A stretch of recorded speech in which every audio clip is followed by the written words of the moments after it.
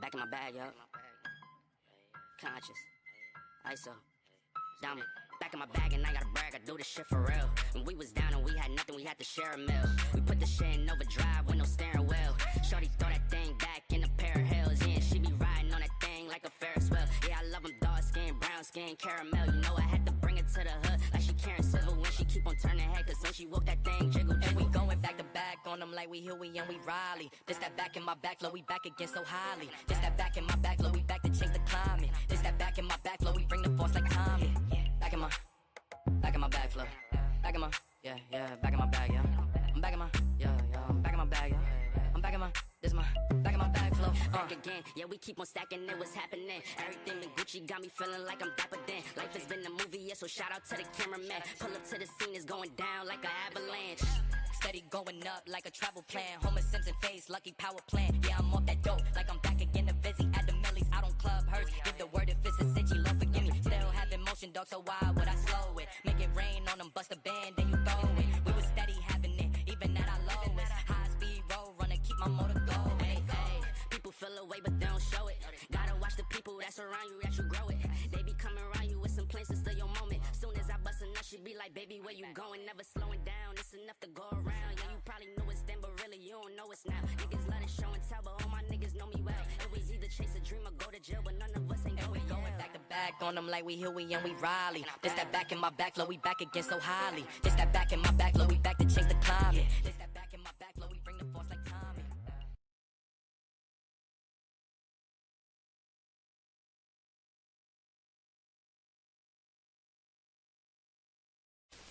Uh-oh, it's Gore, king of the Terrans. Can he be stopped? Imagine Gore can only be stopped by Super Joe Commander with a 1-2 punch and power light vest and the shield. One pen light battery for each not included. Imagine their fight by night with light. Gore flashes his red power ray. Imagine the shield blocks it and flashes back his own beam of light. Imagine it's lights out for Gore. Super Joe Commander with a 1-2 punch and power light vest, the shield and Gore, new from Hasbro, each sold separately. Just imagine it. Lights out for Gore. What's going on, kids? I hope y'all can hear me. I hope y'all can see me. I hope y'all are having a fantastic Tuesday. What is up, Mad Yako? We got Honey, I Shrunk the Cheeto in the crib. What is up, brother?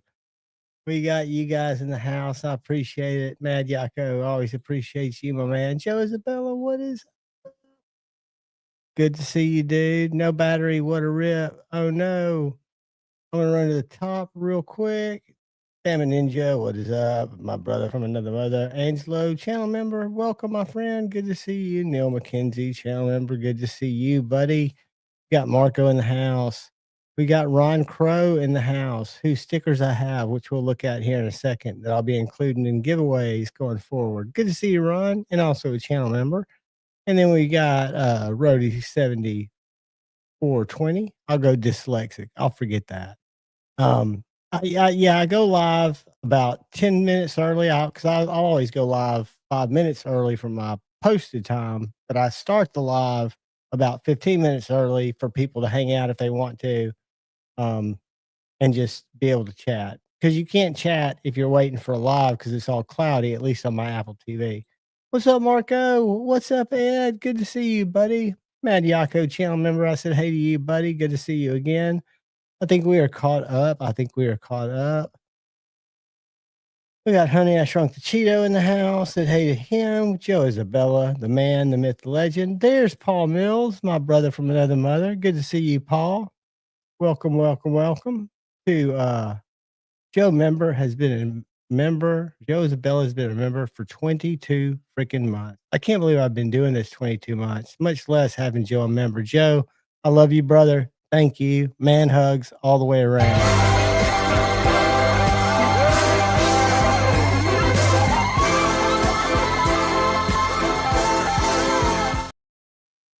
Thank you for your support, buddy.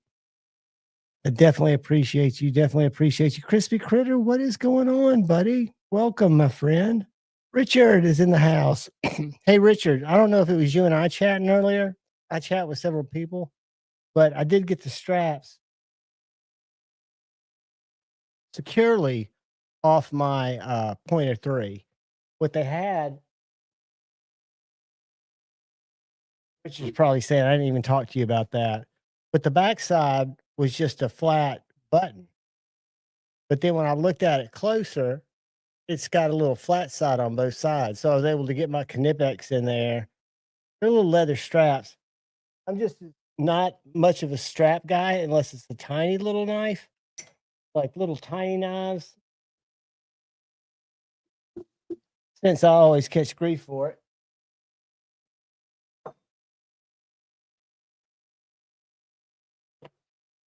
For my little knives, like my chickadees, I always carry them on a little horizontal strap right on my appendix because I don't even feel that they're there. But most everything else, I like to pocket drop because I don't carry big fixed blades.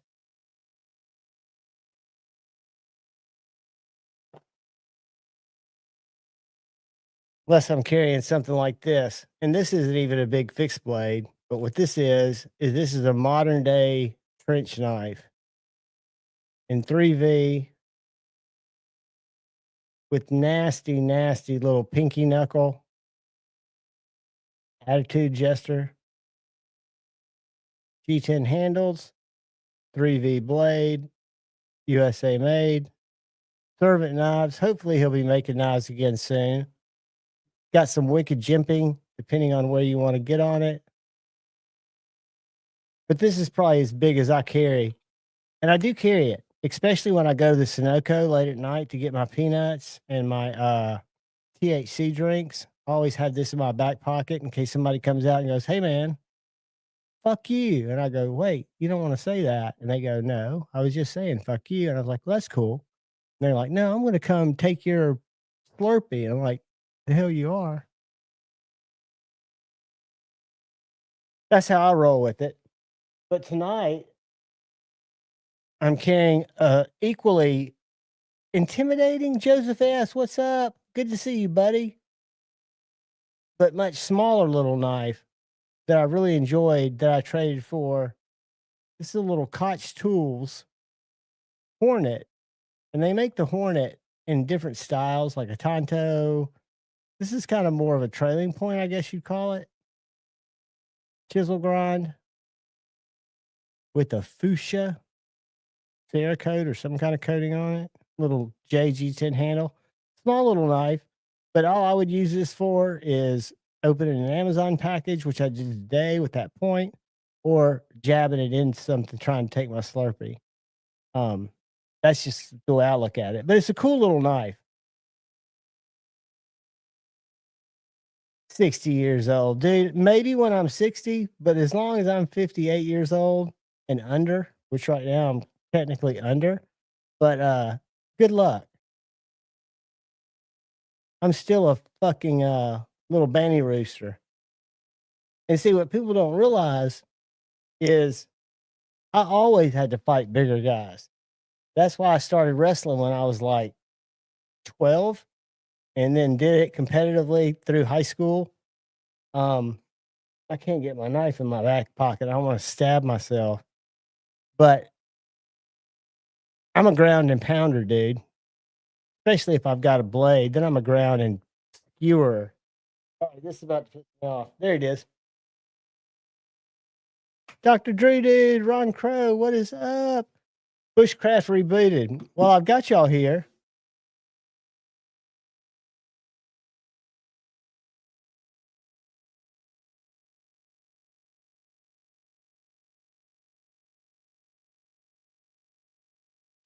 Ron and I did a sticker swap, and I've got mine. They're supposed to be here today, but half of them are coming tomorrow. Half of them are coming later in the week. Ron, I'll go ahead and send you some out.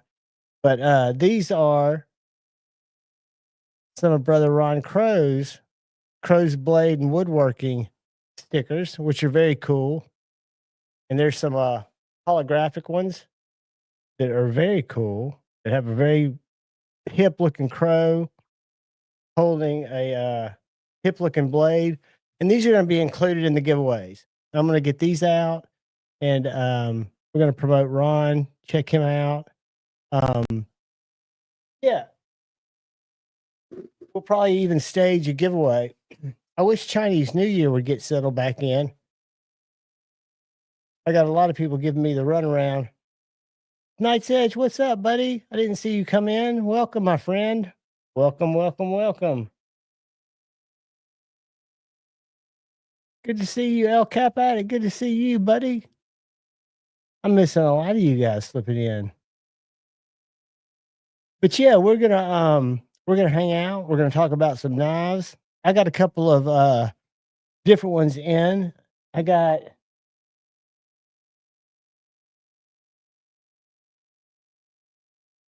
this guy in that I picked up at Amazon. It was under $100. I put the lanyard on it. I couldn't resist it. It's a USA made tops in 1095 called the Pointer 3. It's got kind of a short handle, even for me. It's more of a, it's a 4-finger knife, but by having a little tail on it, it gives you more grip. It's not as much that the handle's too short. It's where the jimping's positioned on the blade, and it makes you put your fingers back, which to me puts my whole grip back. I wish the jimping was up here, but cool little knife. I think this was like $89. I wanted to check it out. I just put an ulti clip on it so I can start carrying it and seeing what I think of it. And then the other one, the Concept Knives sent me, I told them I was interested in fixed blades, and they sent me this Nico, which at first I didn't think I'd have much interest in, but I have been carrying it, as you can tell by it's got its ulti clip on it. The sheath is a little wide. I wish the sheath, I guess it has to be because of the profile of the knife, but this is just a little $60 D2 thin micarta scales ring knife with jimping right here on the choil, which is great. Jimping right here inside this harpoon, and jimping back here on what would be where it hits your heel. So it's designed by what's his name? It's called the Nico, so maybe it's something Nico, but I don't think it is. It's a really interesting design. I've enjoyed carrying it so far. I've processed cardboard with it. I've not stabbed it in a lot of wood. I haven't chopped anything with it just to make sure the edge is good, and I've not sharpened it.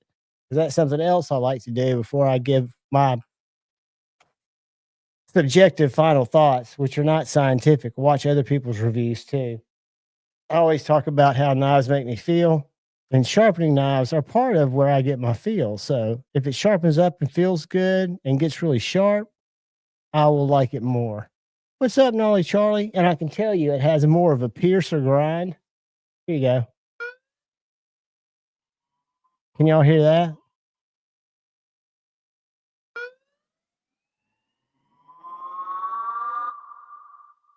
I don't know if y'all can. That's my little synthesizer that I'm fucking with. And when I get really good at that, y'all will never see me again. Because I'm finding so much stuff in there that I can play with. Yeah, it's going to be a problem. It's going to become a problem. I try not to mess with it much.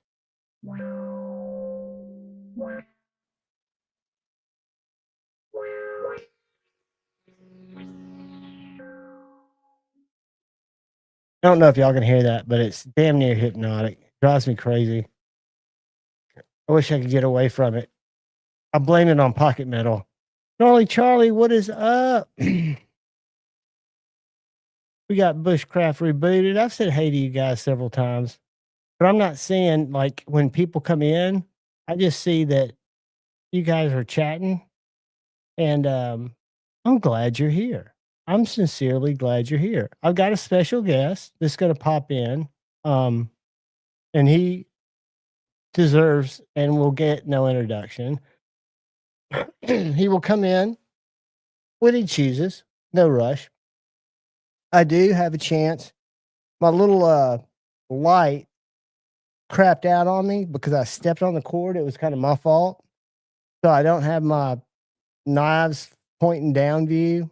And I don't know if I'm going to go with that anyway because unless I update my StreamYard to where I can get that camera on a higher resolution, it's just makes me dizzy. So if y'all miss that camera, let me know. It'll take me 2 days and $40 to get it replaced. No big deal. But yeah, for now, I'm just not going with it. I can share cool shit though. And I did look, and oddly enough, I've not found, because I look at stuff on certain days. There are a couple of days. It looks like the Tri-Stash is dropping on the 30th for any of those of you who are interested. But I go to Blade Binge, and I missed a sale there the other day, and I had the money at the time. So I'd sold a knife, and I didn't buy it, and it was a Lumia. And I went back, not Lumia, it was a Shark. I went back a couple of days, not a couple of days, a couple of hours later, because I decided to just get it, and it was gone. I should have known it was under $150 or 100. It was all right. So this guy right here, I had a PMP Tianto on here for mine was all DLC, but it was started at 400. I had it down to 350. It didn't sell. I had my buddy put it on eBay. It sold for 475 in like less than a week. So he'll probably get that, but you can get those cheaper. Anyway, I do like just flipping through Blade Binge. What's this? Griffin Co. Still too high. That's the best tech knife. Fixed blade, $235. If it's an American made knife, or if it's something that I really, really like, and I've already got a couple of Griffin knives, and I like them, but I don't carry them as much as I should. So therefore, I'm not going to dump over $200 into another one. There's some Koenig Mini Goblin for over $1,000. That seems crazy. But I don't know the Koenig market. I know those are rare. But anyway, you can find some weird stuff on Blade Binge. And the good news is you've got some type of buyer protection there. That's one of the only EMPs I don't have is Warncliffe. I've got a Grant gripper. I've almost bought this knife several times, but I think it's got a thick grind. I think what I've heard and what I was looking at, it looked like it was a very thick grind. I'm not a big fan. I like the sheath, but yeah. That's there if anybody's looking for a dread eye for about $165. The one I liked, and I don't know if it'll still be there, they had a ProTech SBR Fixie Padre. I'm interested. I didn't realize these knives I bought on here 2 after Blade Show 2022. I bought a Skur. He's got a deeper hollow grind now. And I bought a Comarant, which is a different model. But I didn't realize that these big thick ass knives weren't heat treated. And I don't know how much that matters because I've chopped with it and beaten with it because you're not going to go out and cut with it. Mini Evo. I traded for a full size Evo. That's a great knife. I don't know how big the Mini E is. I reviewed a Burt. No, not a Mutt. Never mind. $339. That seems high. I'm not going to bore y'all with this, but I do go Koenig Mini area, $650. Go grab it. Got a snail trail on it, but I'm sure it's fine. He's got good reviews. I was looking to see if that ProTech still was here. I've got an F5.5. Mine's not bronze. Mine's my Carta. I'm not in love with that knife. If any of y'all have just been dying for one, if any of y'all are dying for a giant mouse Atelier, or any giant mouse for that matter, I'm not super in love with them. So I'm going to bring a gentleman on here. Blake, I don't think they're heat treated. I'm going to let this guy talk about it, but I don't think shed knives are heat treated because they're just sticks and he doesn't fuck with that. I guess. I don't know. Here is my heat treating buddy and yours, Edgy American Blade Works, aka Shane. What's up, buddy? What's up, man? I'll tell you what I know about the shed knives thing. I know they weren't heat treated. He didn't hide that. He didn't necessarily advertise it, but he said he tested the knife both ways, didn't make a difference, which means they don't know shit about tested knives. But I heard that he had stated that if it was an issue, he would start heat treating them. Whether he has or not, I don't know. And Jack has been on the show, and I think he even might have said that, and I just at the time didn't know the difference. But he seems like a straight up guy, and I don't know what. My very first knife was unheat treated. Well, I just wanted to see if I could grind one, and I did. know all his videos are him out using it to dig, or using it to just chop stuff. Right. I don't see, and like when Bob Marco reviewed it, they never used it for cutting or edge retention or anything like that. But wouldn't it not be softer when it was chopping wood? Yeah, I chopped a 2x4 in half with the first one I made. It did that just fine. However, the second time I used it been at a 45. So, it's not a knife if it's not heat treated. It's a knife shaped object. It's a I can agree with that, because I think the steel composition and the way that steel is optimized makes it a tool. I didn't go after the guy publicly necessarily because apparently at some point, I wasn't a witness to it, but at some point he had stated that they weren't heat treated. So, well, he and Bob are tight. I mean, I don't know how tight they are, but I know Bob reviews a lot of his knives. So Bob might be one who could get some clarity if they are. It seems like if they were, he would say that, hey, due to popular demand, we're now heat treating all of our knives at 58, whatever you do CPM 154 at. Airsoft, I can see you on my television, so I can still read your comments.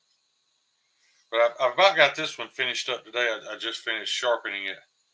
This is a smaller version of the SNT that I made for Scotch and Things. For a What's the SNT? Pete, does it stand for? What's the acronym stand for? I know it's something fucked up. It's Scotch and Things. SNT, not SMP. Okay. Yeah. That was one of the first knives I made, that big. It looked a lot like this, but it was 2 inches longer. Well, I was kind of bummed out today when I went to Instagram and I saw a foursome of golfers with the bearded dude and Scotch. And it looks like they kicked Dave to the curb. Dave didn't go to. I knew he wasn't. I'm just kidding. But it looks like they're continuing on their drunken escapades across. I guess Arizona is where they're playing. I guess I'm not sure. But that's a big chunk of M4 for Justin Suntrick. He does the podcast Meeting the Mayhem. He's a big knife guy, but this is his knife. I got it sharpened up today. Did a work sharp convex edge on it to keep it super tough. I think that's a hand sharpener. Were you using your? No, just the electric one.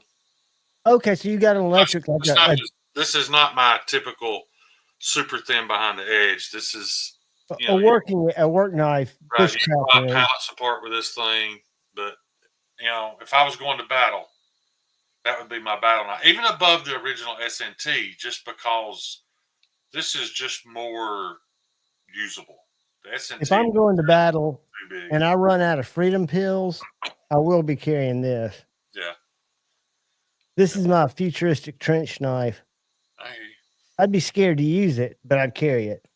But the reason why I wanted to show it, man, I am in love. I bought this stuff here a while back. This antique. I was going to ask you, what is that? It's a antique coffee micarta. You see the little dark spots and stuff in it, though? Yeah.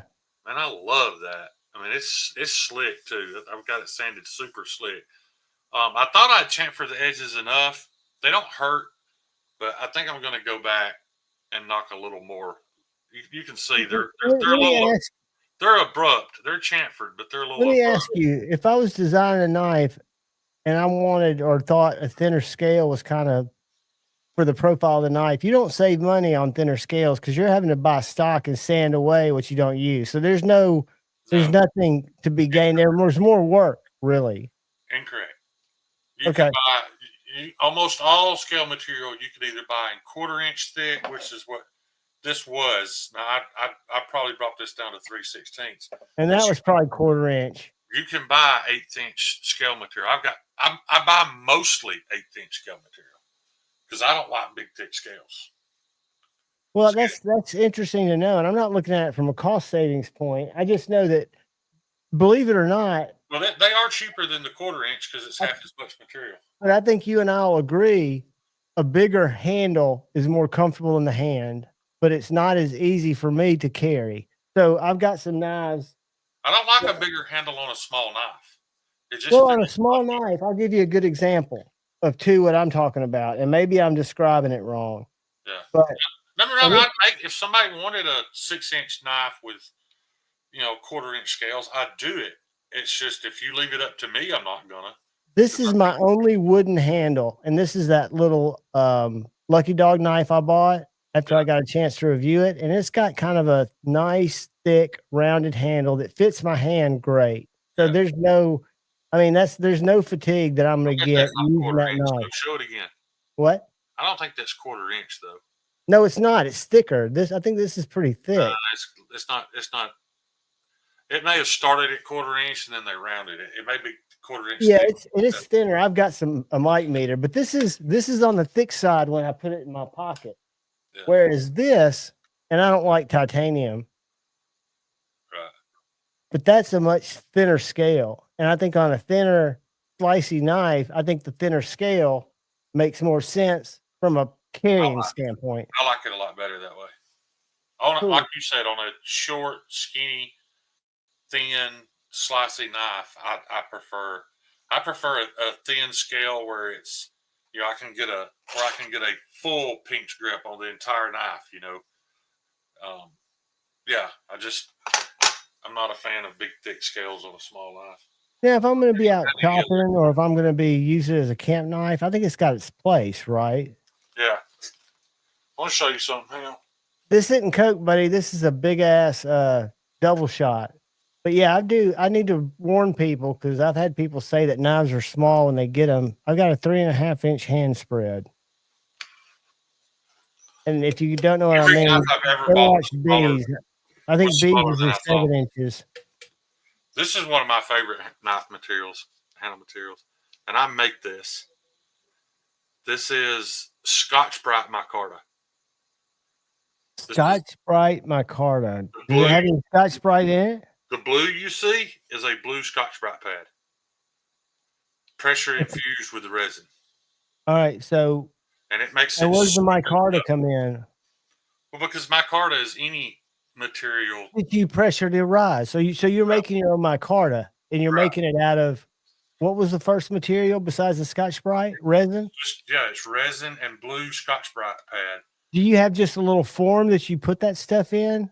I bought the little cheap $8 silicone forms off Amazon. Which is all you need, right, to make a chunk of it? It's really dull when you first pour it. It's quite beautiful, but it's not flat. And then when you grind it, it turns really gray. But as you start, and this isn't done. This will be much, much shinier than this. But it really. Somebody in the chat has one of my knives with this. I think it's Snot Rag has one with this handle material. But this is a block I made, and they were 1/4 inch thick, as you can see. From here, it's gorgeous. It looks like carbon fiber. Yeah, and I have thinned them. That's 2 pieces, by the way. Let me untape it so you can see better. Gonzo, my brother from another mother. But as you can see how much I've already thinned it from 1/4 inch down to about 3/16, and by the time I install it and sand it, it'll be closer to an 1/8. But It's pretty material. Did you learn that from somebody, or is that something you just came up with fucking around? I watched a YouTube video years ago of this guy that had some really expensive wood he was doing on a knife, and he came up like a 1/4 inch short. He didn't have quite enough. So he cut about another 1/2 inch off of it, and he made these little 1-inch spacers out of this Scotch-Brite micarta. He just thought it up and made it. So I've been doing. I'll tell you what I like about it, dude. Is if you do a solid resin scale, it's not hard use. But man, this because of that Scotch-Brite pad in there, this stuff gets hard as a rock, man. It's and it's super tough. But yeah, all the blue you see is just where it has exposed. Is that when you say blue, that's that actual detergent that when you get it wet, it starts to, okay. No, you can buy solid blue. Scotch-Brite pads, depending on the color, tells you what it's kind of like a grit rating. Bama, he did impregnate Scotch-Brite with his juice. And Scotch-Brite's now down germinating that seed, playing golf. Yeah. Bless, he just came on to show a knife. He just decided to crash me. Yeah, I didn't go live, Donnie. I just jumped on Javon's. But I wish I had some. What'd you call that knife again? What's your name for it? This one? Yeah, the one you got, yeah. That's the S&T, but I shrunk S&T, the Scotch and Things. Yeah, the Scotch and Things was actually 12 inches, and this one's only 10. But 10-inch overall or 10-inch blade? 10-inch overall. Gotcha. So it's about a 5-inch blade, but it dude, you nailed the look. Design, man. I mean, you nailed the look where it doesn't look like anything, but it has that fucking soul. Yeah, I'll admit when I set out to make a knife for Scotch and Things, the first thing that crossed my mind was Strider. You know, so because of that, that's where you get that gun stock shaped handle. But it's not a copy of a Strider by any means. No. I mean, you wouldn't. If I didn't know that's what he liked, and that's kind of the look that he wanted to somehow pay homage to, I think he did a good. He had no input. He didn't care. He just told me to make him something, and that's what I did. He loves it. But his is so big, it's almost unwieldy, to be honest. This, I mean, I know I'm about to turn 54, but when I was in the military, if I was going to battle, this is what I want to take. Because this is about as well. If you go to battle next week, that'll be a good one to take. Yeah, this is about as thin behind the edge as your USMC fighting knife, but it's 4V. It's super tough. It's just a way better knife. So 4V, I would assume, is better than 3V. Well, it's like 1 point less toughness, but 1 point more edge retention. So 15V is a whole bunch more of each? No, 15V is a whole bunch more edge retention, but it's not tough at all. So it's like Maximate where you can snap it trying to straighten it out. Really close to Maximate. Gotcha. If you guys have been watching, there's been a lot of content lately on toughness and them telling you that it has nothing to do with the steel or the HRC. It has to do with the edge geometry. And Outdoors 55 even took a knife that had a known shit heat treat. He knew the heat treat was horrible because he did it. He did it on purpose and hammered it through a nail with no damage because he put a 30-degree bevel on it. And it was a thicker knife altogether. Well, no. He just made the edge bevel geometry different, not the geometry of the knife. Being handled at 25, it didn't. A big chunk of it broke out. But I wish I could get that really shined up, but it still needs some sanding.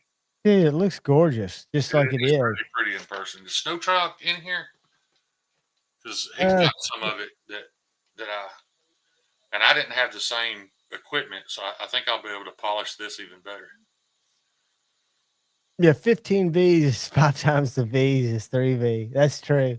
He's right. It's 5 times the vanadium. And it's not the not as tough. Yeah, but when Big Brown Bear hammered it through that nail and didn't hurt it, everybody was amazed because that's such a fragile steel. It shouldn't have done that. That's the whole point behind his secret heat treat. However, I don't remember what the edge geometry was. If that had a 17-degree edge on it and it survived it, that is literally game changing. Yeah. If it was at 30, well, it's more of a mall shape, like a wedge. Right. Outdoors 55 just proves that even a shit steel with a shit heat treat can survive that with a 30-degree edge. And that's why most makers of fixed blades, when you get them, have a 30-degree edge on them. They don't have to do a good heat treat. So they're 30, not 20, typically? A lot of them are 30. Have you ever sharpened a big SE or... Yeah, they're typically 30. 25 if you're lucky. Interesting. I was playing those motherfuckers down. Yeah. Yeah, but even a good steel at 15 degrees will probably chip if you hammer it through a nail. Like Donnie's saying, it's soft. It is soft, but it's still steel. It holds your house together. Did y'all ever watch Aqua Teen Hunger Force? I did. I'm 37 years old, and my social security number is... Give me that phone. I'm Meat One. I'm the man of the house. I'm 37, and I like missing choo-choo trains. Yeah, we spoke earlier. He is 38. He doesn't know any better. He's never going to know any better. Dude, when I had my MRI done and found out I had kidney cancer, my kidney looked just like Meatwad. It was just a ball with the opposing face and arms. I've got a picture of the MRI somewhere. Dude, if y'all haven't watched Aqua Teen Hunger Force, what was it on? Adult Swim? Yeah. I think it was. I happened to find that clip. I was just looking around because since I've been getting some weird clips, I get fed clips. Yeah. Like my G.I. Joe commercials with the Kung Fu grip. I love that commercial, dude. That I can remember when I was a kid, I was such a knife whore. I started honestly when the Sears catalog would come and I'd start looking at it, and then I'd see the commercials for the G.I. Joe with the Kung Fu grip, and I'd just work my parents just endlessly. I want the G.I. Joe with the Kung Fu grip and the afro and the beard, the one that looks like the porn star. Yeah. Squidbillies. No, I didn't watch a lot of Squidbillies, but they were, I hear, hilarious. And the ones I've seen were hilarious. What's that? I like Kyle's comment, his last one. It starts with the word hence.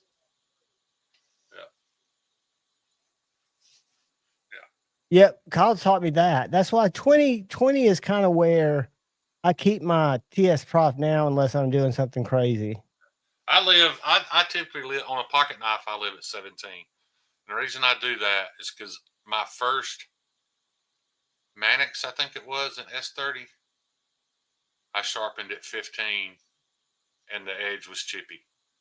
But you wouldn't want to sharpen like an Evo or something that was thicker probably at 17. You probably want to keep it closer to 20. Yeah, you don't have to be super thin or a super low degree angle to be sharp, like Kyle said. It just but I don't mind running my pocket knives at 17 because I don't do anything with them but cut things. Me neither. I slice things. I'm not looking for toughness and edge retention and this is gonna gross people out. I'm all pro sharpening choil, but a little smile. I've got it on my MKM macros. Yeah. It doesn't bother me. Don't bother me either. I cut with it. I carry it just as much. I just use it as more of a beater. There are so many things that have existed on knives since the beginning of time that we have deemed evil that is just stupid, man. Think about this. 5 years ago, had you ever heard of detent lash? Detent lash didn't exist until Lefty found it and named it and made y'all think that a knife was garbage if it had it. Nobody cared if the blade wiggled a little bit when it was closed. Well, interestingly enough, I didn't think so either, but I reached out. Remember when our Mordaxes came out? Yeah. You and me got ours at the same time, and they were the early versions, and they had that issue. That was I would have never known it, though, if you hadn't told me. I wouldn't have either. I wouldn't have either if I didn't have my Malibu. And I waited a year, Shane. And I reached out because I was just getting to know people. I said, hey, I don't think this is a problem, but I'm curious. I've got a Malibu and I got a Mordax from Dave in Nashville 2022, the first run. and it seems like it's got a little detent lash. Doesn't really bother me, but is it something normal? And she goes, John, if you don't mind, you'll have to send a $12 check for return, but I'd like for you to send it in. She said that, and I sent it in, and what they did is my knife had scuffs on it. They sent me a new knife. Right. She said there was some kind of issue with that first run, but I don't think it's a thing. It never bothered me, but evidently the industry, and maybe they've become aware of it because people complain about it. Right. And But that's the same way with, the little smile at the end of a blade. Does it matter? No, it doesn't matter. no, it's just purely You don't like cosmetic. it anymore. Yeah, purely cosmetic. And that Barry Sales knife I got, that crazy one that said Stevie thought was awesome, had some very, very funky detent lash. Yeah. But Donnie's right. I mean, we progressed for a reason. And if it wasn't for people like Kevin bitching about detents and detent lash, and it wasn't for people like Steve going on the internet and annoyingly screaming and hollering and cussing about heat treats, guys, there's no way in hell Kershaw would have released a video of them HRC testing their bag to cut at 63 plus if it wasn't Or an even issue. getting their Right. cut. They would have never cared if it wasn't an issue. We made it an issue and they fixed it.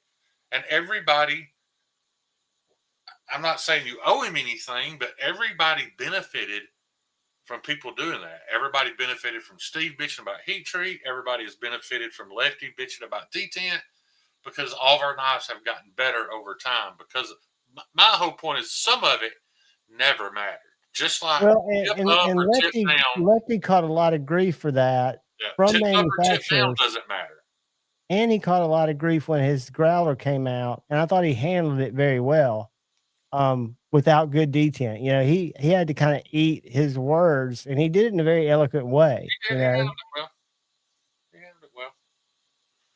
But yeah, I know. It may be a big thing to you. It may annoy the piss out of you, but No, it doesn't. It was something like A to Z EDC. You know him, right? yeah, I bet he's picky as hell. Oh, dude. So I traded with Brother Mills for this knife, and the first thing he wanted to do was listen to it, and he's like, "Yours doesn't make a noise." I said, "No, it doesn't." But I took it apart to see what size skiffs it used, and I learned, and I think you were the one that told me it doesn't matter, but the pivot is like 3 sizes smaller than the bearing. The bearing was much bigger, but the channel was the right size. So there was no contact between the pivot and the bearing, but the bearing was going nowhere it shouldn't go. But I said, I bet that's where your noise is coming from. So a couple days later, I went over to his house and I said, let me listen to it. And he shook it by my head. Dude, I heard nothing.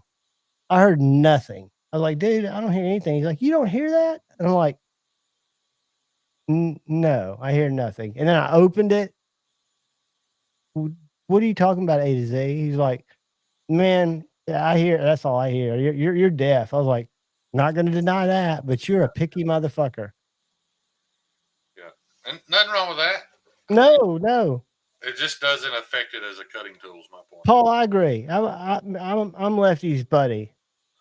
I just haven't talked to him in a while. I did text him after his baby was born, but I know he's been up to his ass, and I just kind of, my whole thing is, it's not as much that I'm not into Devo knives. I'm just having to, now that I'm not buying knives, I'm having to trade knives, and I'm having to think about which ones mean the most to me to get something different. Have you started to enjoy it yet? What? The having less. Yes. But having more important shit. Yes. The only thing that makes it tricky for me, and something that I always tell people that want to start a channel not to do, is you don't need to post more than 2 or 3 times a week. Yeah. People will watch your videos more if you do that. I got on a habit of posting a video every day. So half of the week, and it hurts my brain. It's my laziness, but I have to come up with some concept to use older knives to make a video, right? Usually it's a comparison video or something like that. And I'm lucky to have A to Z close, because he'll let me, like right now, I've got his Rock Lobster. Have you ever seen that knife? I have. It intrigues me. I don't know if I want it. I think I mostly liked it because of the geometry and the M4. Mm-hmm. But Several It's things an interesting story. I didn't realize. don't make sense. Yeah, well, I didn't realize it was Jen Zanzo's first design ever taken to a production knife. Yeah. So, and they talk about that choil, but the choil is in the G10. Right. There is no choil on the blade, but it's, it's a cool knife. It's not my jam. I don't know how much it was. I'm assuming it was over $200. See, I assumed it had a particular use. I know there's like oyster knives and stuff like that. So I think it's a food prep knife. I think it had a particular use because of its very unusual shape. Well, the way that they describe it on Spyderco's site is it's designed so that your blade, your sheep's foot blade, is parallel to your cutting surface. So I would think food prep or cutting stuff on a flat surface is kind of what it's set up for. Your rolling cuts, maybe.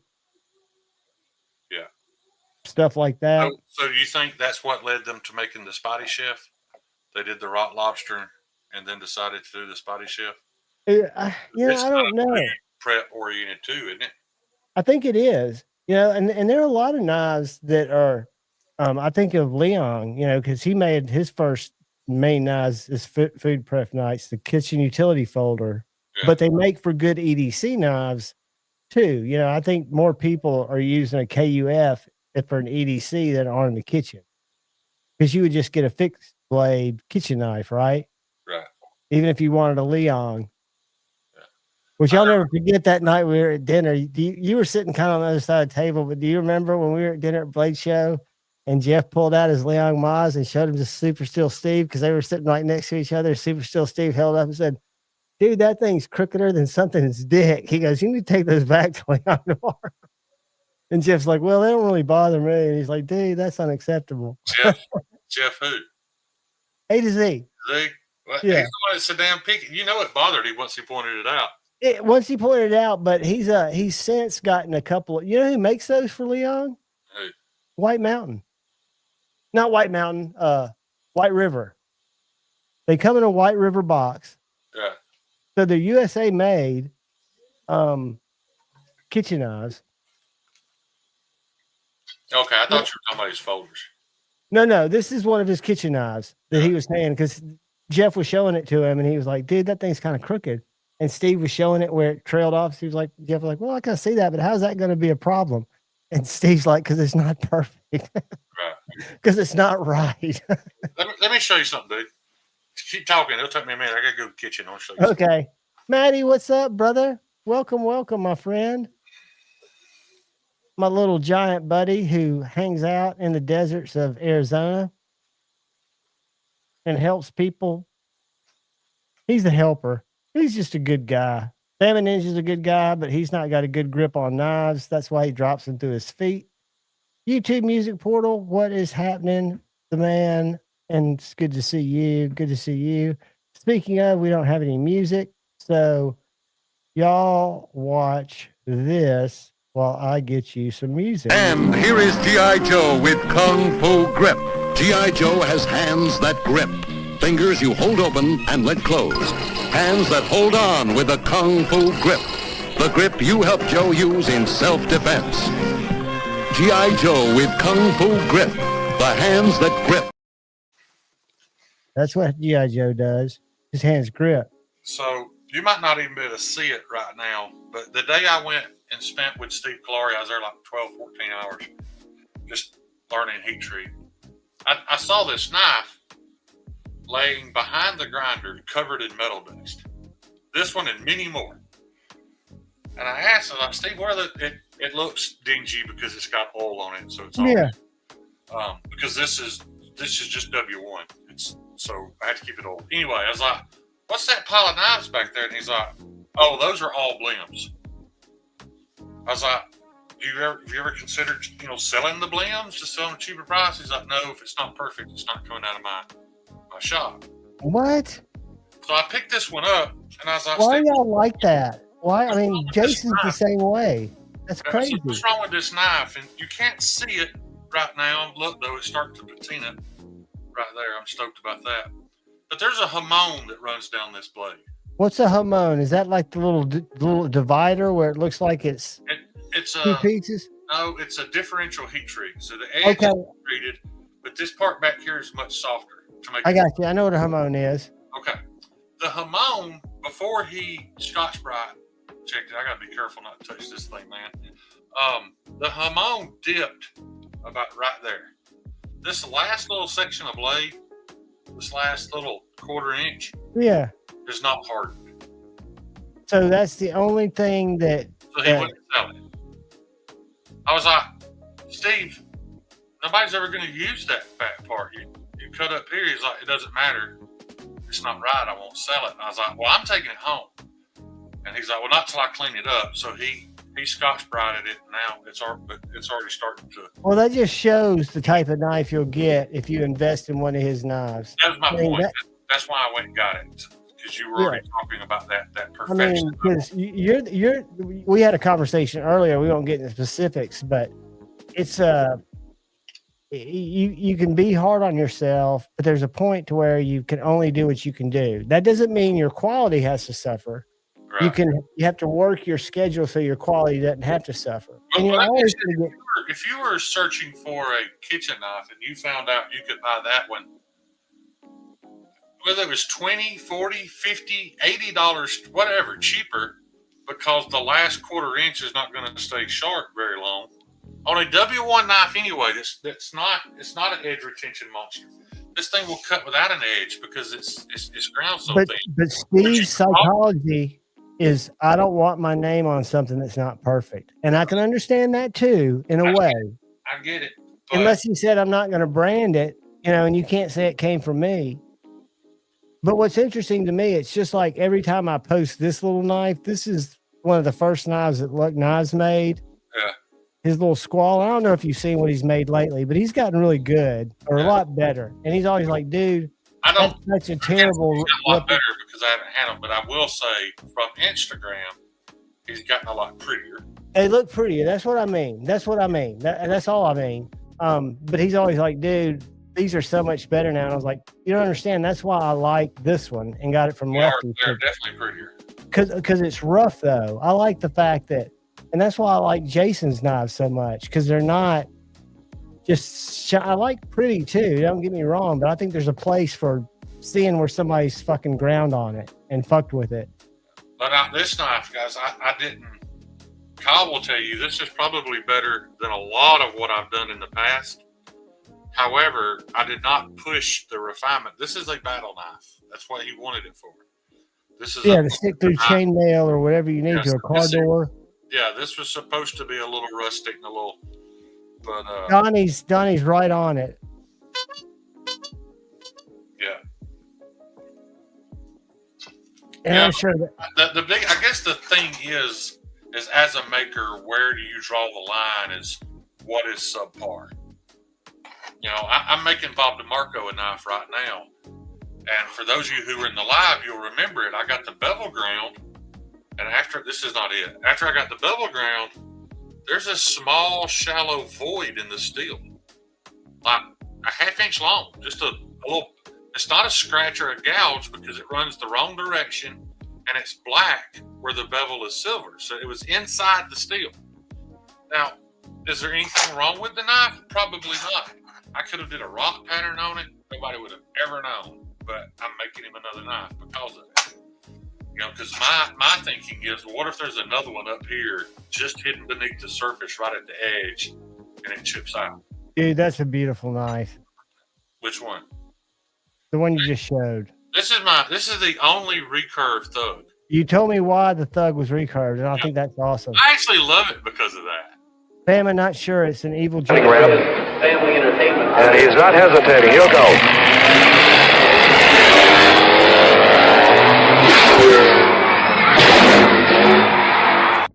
We've got to have action breaks every now and then because people fall asleep. I love it because he made a mistake, but he made a mistake trying to get it so thin.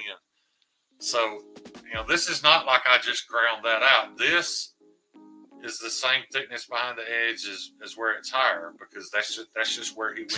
So when he did his wheel, I mean, what would cause that? Just the way his hand, pressure. Pressure?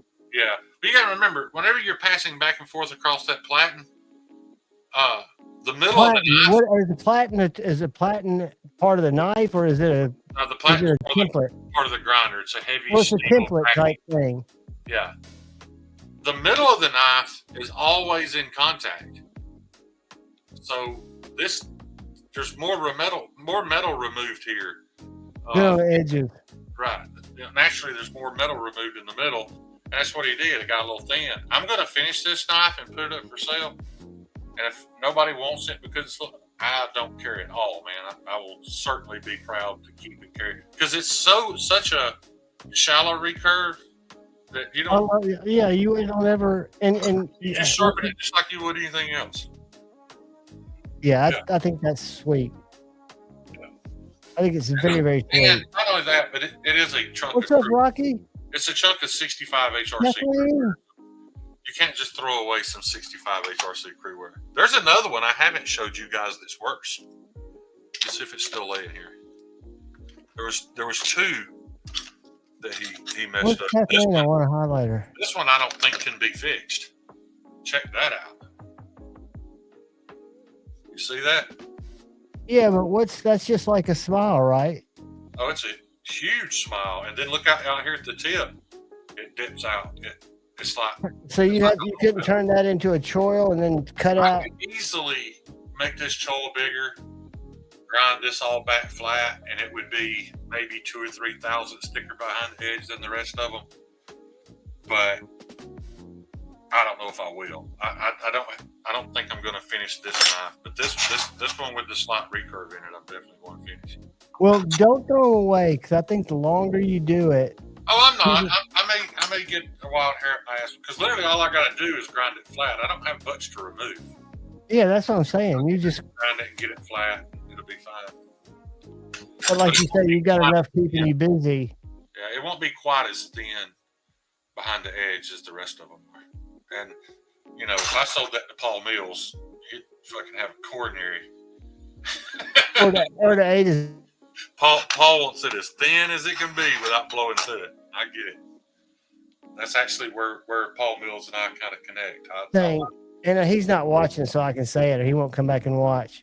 He lets me borrow knives to review, right? Do A to Z? Yeah, and those things, like, I'm talking like his Rosie XL, and he let me borrow the Rosie that he bought from Paul just to compare the size, because the Rosie XL, dude, is almost the size of my Cold Steel 4 Max Elite. Right. It's a huge knife. The Rosie's tiny. There's plenty of room for a mid-size Rosie, without a doubt, which makes sense. They call it an XL instead of an L. But those knives were filthy, dude. Yeah. This fucking he'll leave like everybody that takes my knives apart say the inside of my all. No, I didn't ever take them apart. I'm just saying, like, he'll cut with them. Like his Psyop, I thought it had a big scratch on the satin blade. It was just tape and shit he'd left on it. Eggs and Ham's here, dude. Huh? Eggs and Ham is in here. Eggs and Ham. What is up? I need to throw him a wrench. Paul, I have not seen him in forever. I wasn't saying you were picky. I was just expressing that we share a love for super thin geometry. Ed, you share whatever you want to, Eggs. Not Eggs. It's Dave, right? Who? Dave is Eggs and Ham, right? I think it's Dave. I think that's correct. It's been I'm so long. terrible with real names. I ain't seen that dude in like 2 years. It's the same size as a XM18. True. But when you look at a regular Rosie, it's chunkier. And you look at it compared to a Rosie XL, it seems like a big jump. If people are going, we want a bigger Rosie. That was a big fucking Rosie. Yeah. Check out. Can you hear that? What is that?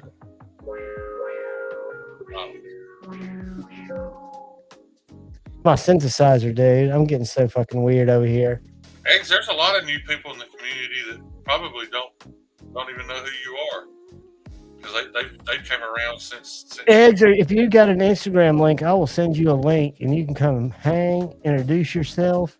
Yeah. Eggs was one of the OG. Eggs is an OG, freaking awesome human being.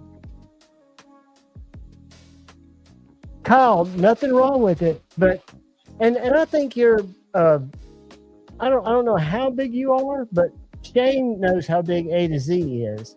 And A to Z loves his XL, but he says he thinks he prefers the size of the regular Rosie with the choil That's in his just hand, even though they both carry very similarly, because the XL does not, it's not a wide knife. It's not a thick knife. Hey, Awesome, Eggs. I'm going to send Eggs a link. I'm not a big human like Kyle. You're not a little bitty fella. I mean, you're a little bigger than average. And I'm average, Kyle, so that's not saying a lot. You ain't bitch made or nothing like that. I wasn't saying that.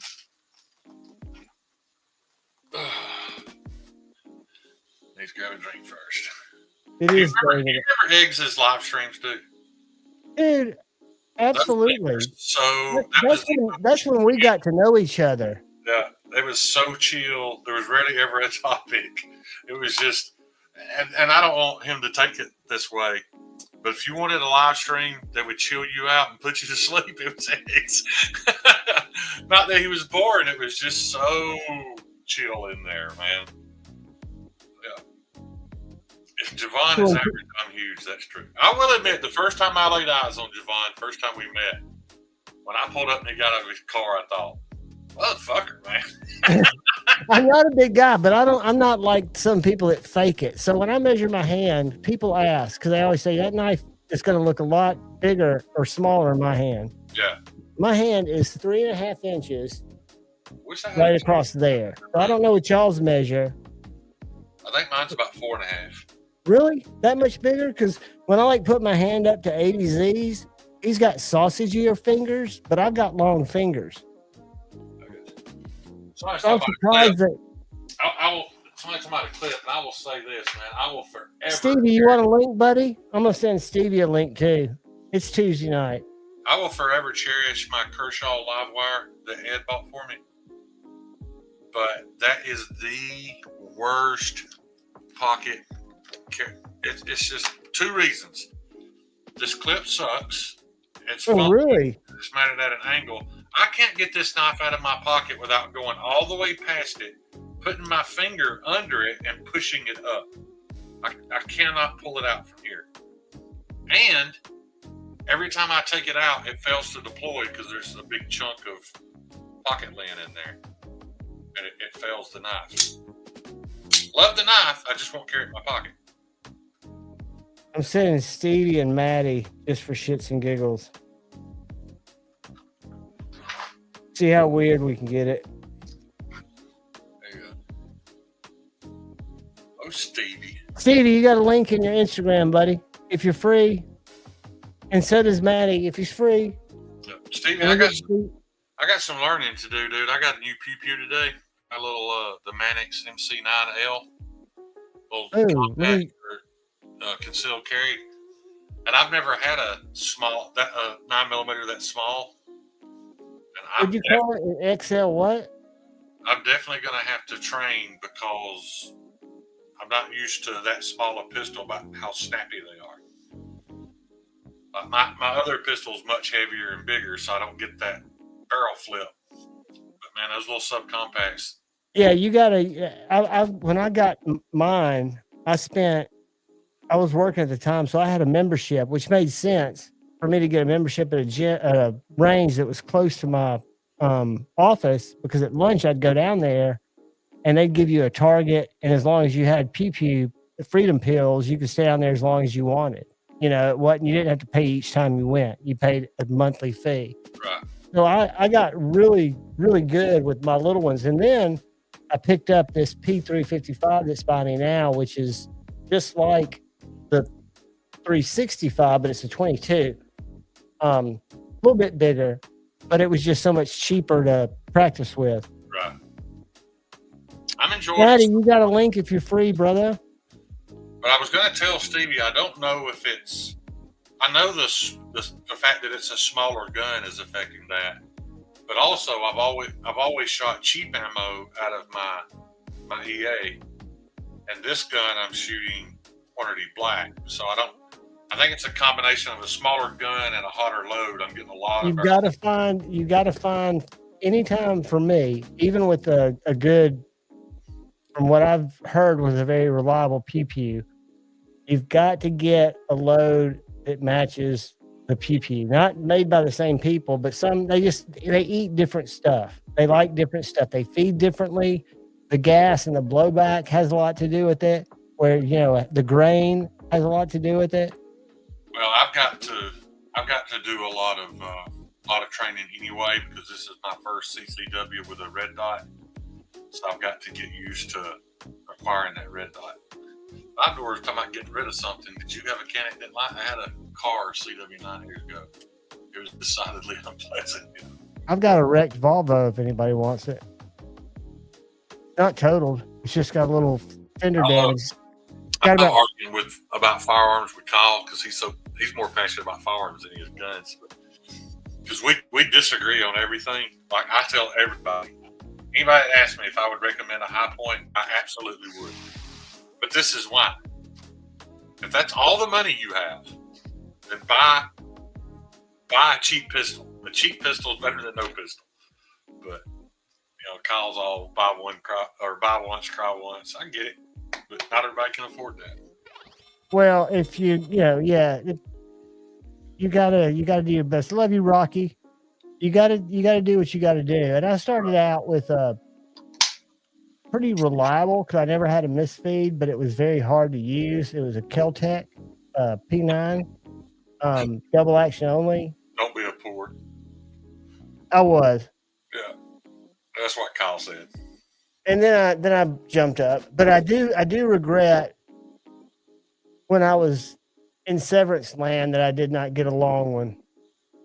Yeah. Because I planned on doing that. What's his name?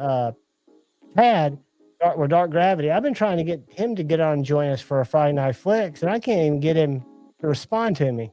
Who? Dark Gravity. Oh. I hadn't talked to him in forever. Oh. I hit him up almost every Friday. I know I told you this. I don't know if everybody in the chat knows this, but guys, this is not clickbait. This is not a joke. Demolition Ranch is over. He is shutting down his channel. He says for good, forever. He's going to stop making videos. Not immediately. He's going to make a few more to kind of close it out, but so he can spend more time with his kids before they're grown and adults. So for all of you who are like me that love the Demolition Ranch and Off the Ranch and all that, it's all going away very soon. Which is weird, is what I was telling John. That dude accomplished something that millions would give anything to accomplish, and he's just walking away from it. But there's no telling how many millions of dollars he's got. And let me tell you something. If you follow like the real YouTuber game, the people that started early, that got in there and did the ones that have had the falls from grace, that are still multimillionaires, and the ones that have had the fall from grace that are penniless because they were reckless. The one I speak of is David Dobrik. I don't know if you've ever heard that name. I remember him. He was a big YouTuber, had the Vlog Squad, but then he ran into a bunch of controversy. Didn't he bang Karina Kopp? He was never one that was in the front. He was more the producer guy, and he's kind of a geeky dude. I don't know. Yeah, he was dating Karina Kopp when she started her OnlyFans and made $1 million in a day. Yeah. Kind of a geeky looking kid. But some of those guys, my point is, you can walk away comfortably. Stevie. What's up, Stevie? Yeah. We're talking YouTube gossip. I heard you talking pews. Did you hear Shane's announcement? He told me earlier that Demolition Ranch is shutting down. Oh. I thought it was for a good reason. Yeah, I thought it was clickbait. Hey, Maddie, you got a link if you want to jump on, buddy. And Egg said he's going to jump on a set. Egg said he's going to jump on? Yeah. He said he's going to a PC. He's got a link too. That's why I thought I'd try to get you guys. Hell yeah. The thumbnail for this live stream should have been Stevie eating eggs and ham with eggs and ham. With no pickles. It's one of the most amazing times I've ever had. I'll pull it up. Yeah. Guys, I'm the worst with thumbnails, but what can I say? I'm reuse, recycle. How you doing, Chef Rocky? I was going to speak to you, but I thought Javon. Rocky in the Hills. I thought he was saying. I thought you were leaving anyway, or I would have spoke to you sooner. Hey, y'all want to see the possum? The possum. Well, I've got this single possum that's been coming on my porch the last couple of days, eating cat food that I leave out there for this gangster cat that comes around. I say gangster cat, Shane, you would love this. I call it Cheeto, and it's definitely a woman cat because, I mean, I'm telling you, you could slide your hand in this fucking vagina of this cat. I've never seen one on a cat. I don't think I could. Right? But I don't think I could do that. I always thought Tippy was a female, but now that I've seen this cat, I'm wondering if Tippy's not a hermaphrodite. But anyway, Tippy's a much smaller cat. Stevie, what did you mean? I got a little mixed up. I sent several people that video of that mountain lion, and I may have gotten yours and Pocket Metal's responses mixed up. Did you respond to it? I did, yeah. I could. I knew what that was going to be. I couldn't watch it. Well, that was my curiosity, though, is you couldn't watch it because a cat was dying, or you couldn't watch it because... Was it a domestic animal? I don't know how gruesome it was. It wasn't. But, I mean, like, even like safari, like big game, or like big cat stuff, like, dude, I'm a wuss, man. I can't... like... We talked about hunting on my last live stream. I respect that. I'm all for it. I can't, man. You want to know one of the... Stevie, we might have had this conversation, not to interrupt you, but did your experiences that were outside of your normal realm impact your not hunting anymore? Because that was my big... I didn't hunt again after that. I mean, it kind of coincided with that a little bit, but no. Okay, I was just curious. Go on with your story. I was just curious. I think I was just born bitch made. No, dude. But dude, like I didn't deer hunt for years because the second one I killed, I literally was on my last bullet. Like somebody was hunting dogs on the property next door, so that would upset me more. Deer were coming by all morning, and I shot that one with my last bullet, and it didn't die. I didn't have a knife on me. I had to sit there like 6 feet from it, and it looking at me bad, you know. So here's a story I don't think I've ever told. When my grandparents came back from Indonesia, you know, one of the things they had bought me was my sweet knife. Yeah. But they also brought back like a blow dart gun, and I would kill robins with it. Until one day I shot a robin. The robins are cunts. Yeah. I shot the robin. All I did was break its beak. And I was like, oh my God. Like I felt so bad. And like I crushed it with a rock. Yeah. Because you didn't want it to suffer. You didn't want it to suffer. But yeah, like I know nature's metal as fuck. Nature's metal as fuck, and I can't watch stuff like that, man. I wouldn't have watched it. The only reason you knew it was eating his cat was because some of its fur was stuck to the bottom of the mountain. I think that's what you could almost see, like in the thumbnail. And I started to watch like it never showed the cat. I can never watch domestic animals because there are a lot of them on there, especially in India, where you'll see a dog chained up outside and you'll see a leopard creep up. I can't watch any of that. Right. But what I love watching are the big cats jumping in the Amazon and grabbing an alligator and pulling it out. That's a jaguar doing that. Jaguar, man. yeah. Or they'll go in. Sometimes the alligators get them. They'll be by the water drinking, and a big alligator comes up and gets them. I hate seeing like little, like something just at like a wombat getting jacked by a crocodile. I don't like that either, but I do like birds of prey coming down, sea eagles coming down and getting fish. Oh yeah. I've witnessed that shit before. I was on my way to Javon's house one day, Stevie. I've lived here my whole life. Never seen a bald eagle. I found out when I got to Javon's that they'd turned some loose here. Well, I was on my way to his house, and I'm going up the big bridge that crosses the Tennessee River. So I'm looking up. You know, my natural line of sight is up, and I see this hawk. You know, it's doing that thermo thing. You know, it's not flapping its wings. Just gliding.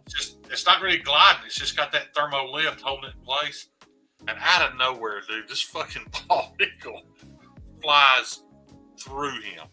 Oh yeah, He hits looking this like ball, a bullet, like a and it bullet. just explodes. Like literally, if I'd stopped, the pieces would have hit my car. And that's when I realized what people mean when they say that bald eagles are assholes. They released them here, and now they're killing all the hawks. Like they're going to be the only predator in the sky. So there's a spot out here called Camano Island, and there are numerous bald eagle nests all over that island. Yeah. Well, in my late teens, early 20s, I ran a brush mowing company, and I would just brush mow like acres and acres and acres of grass, and you'd stir up all the varmint, right? Yeah. And you just watch all the birds of prey just perched. Yeah. And I don't know how many times I saw a hawk take out, or a eagle take out, a bald eagle take out another falcon or a hawk or anything. Yeah. The most impressive are those little peregrine falcons that fly so fast, and they just come down. There'll be a bird walking, and it just hits it, and the bird just fucking. They're freaking dinosaurs, y'all. That's so. Bald eagle was probably a T-Rex a couple million years ago. We were talking about coyotes on my last live. I think you were there for that one, right? And y'all said you could get them with 22s. So that being said, I hate coyotes.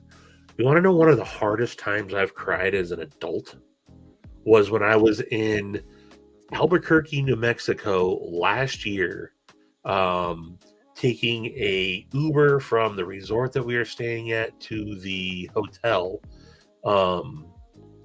There was a coyote running through the field that had a lame leg, and it was skinny as hell. Oh, I knew that thing was probably on its literally on its, that thing was going to die. It was probably going to get attacked by other coyotes.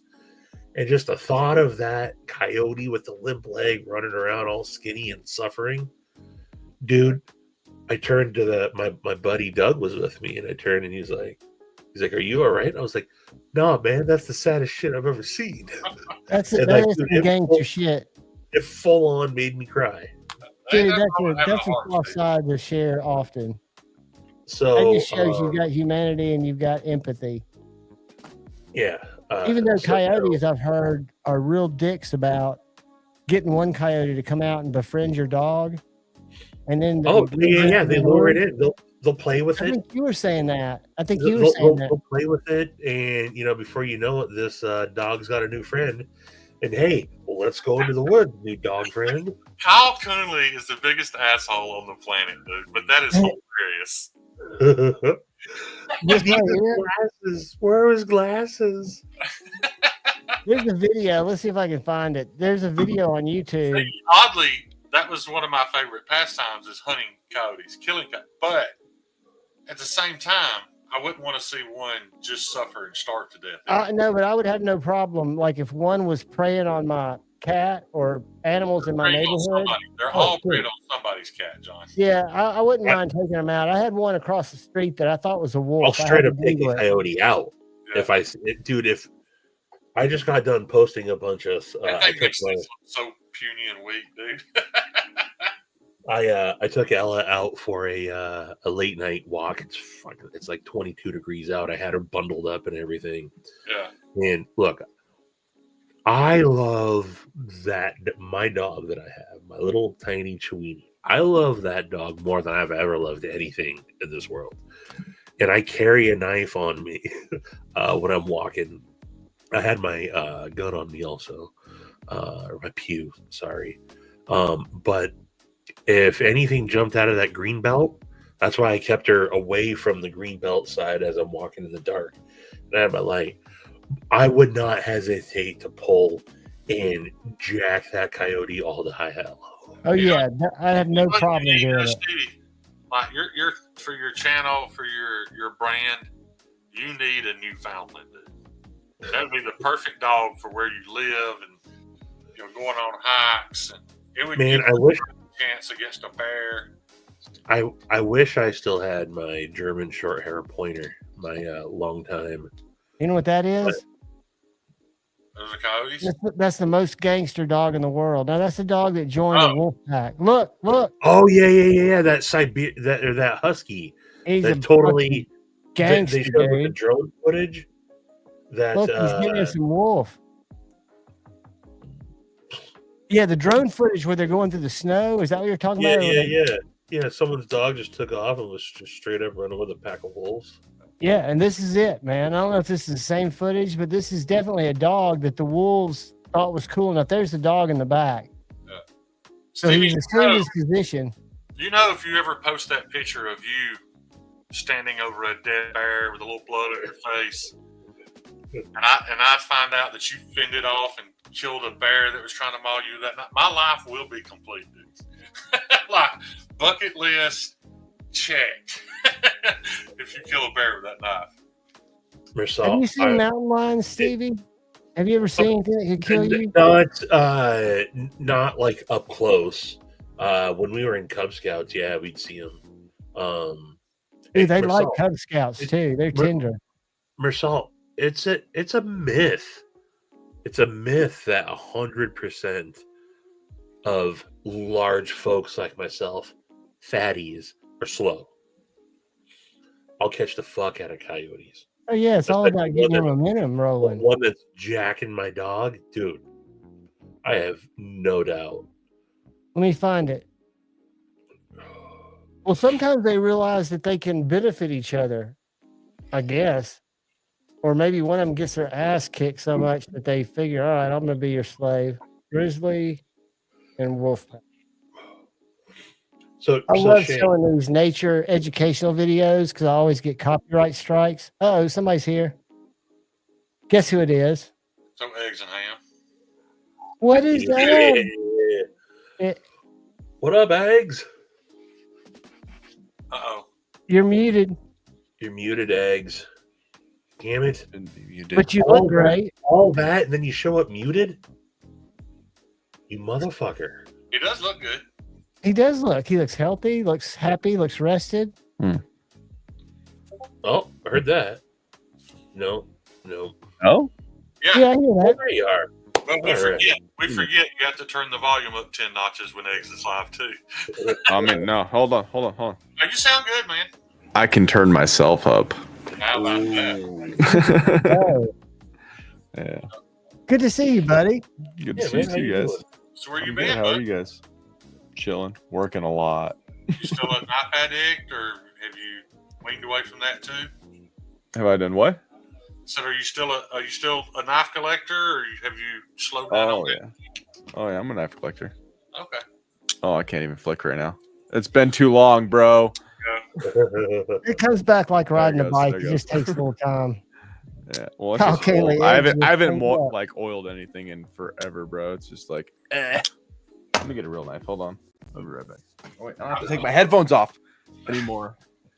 I remember when Cole first come out and everybody was talking about how great his voice was. I was like, but have you heard Eggs and Ham? That dude has a radio, man.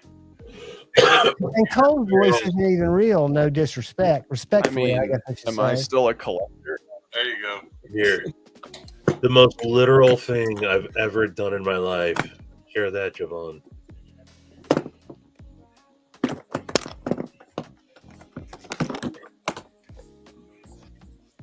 You have to forgive me. We forget that you can be into knives and not spend every waking moment on YouTube live streams. Right. Yeah. Javon, share that. Oh, I didn't see it, buddy. I'm sorry. I think That is Ooh. Eggs and Ham with Eggs and Ham. Yep, that Those is. hash That browns. big old beard too. Yeah, you were bushy as hell then. That Are they was little muffins, Stevie? That was Blade West. What, 3 years ago? Blade West. Blade West 3 years ago. Yeah, yeah, that was Eggs Benedict. Yep. Yum. Yeah, that was already 3 years ago, man. We had a couple of great breakfast places in Atlanta. Y'all seem to find the spots. I've learned to tag along with Stevie if you want good food. And Artisan Cola. Yeah, Eggs was my palling around. Ooh. Tetrazzula? I'm going to homie. mispronounce that. And yeah, That's a Bob Terzola, isn't it?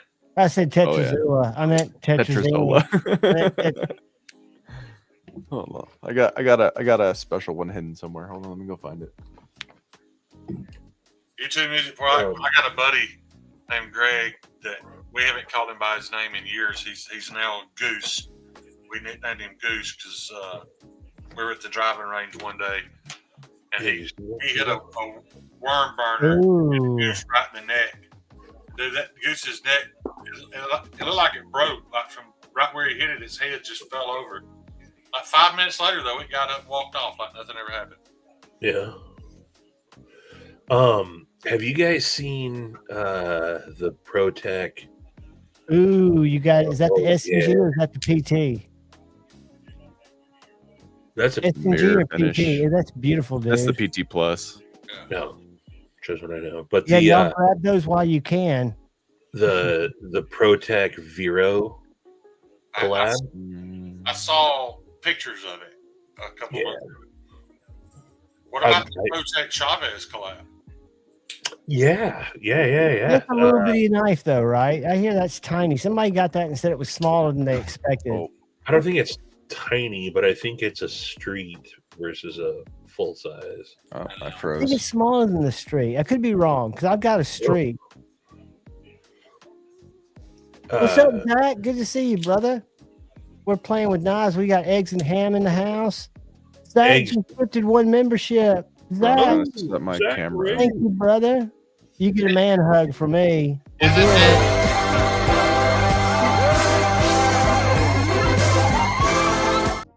Thanks, Zach. Isn't Eggs a PNW guy too? No, I'm in Nevada. No, he's a Nevada dude. Oh. Nevada. He came up once when we did a meetup at Worksharp in Southern Oregon. He came up for that. We were in Pocket Razor's backyard, and me and him and Z-Man and Zach, Pocket Razors.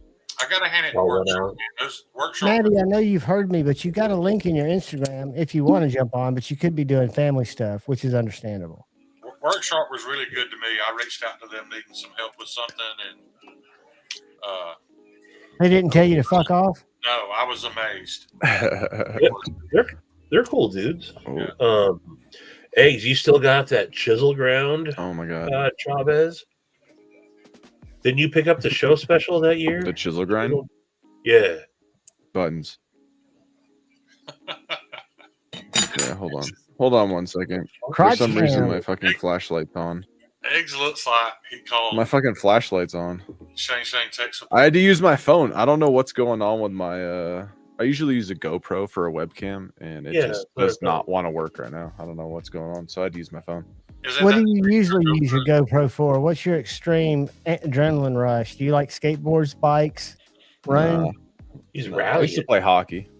I got you. So that's what you'd wear it when you played hockey? That's pretty cool. That'd be fun, yeah.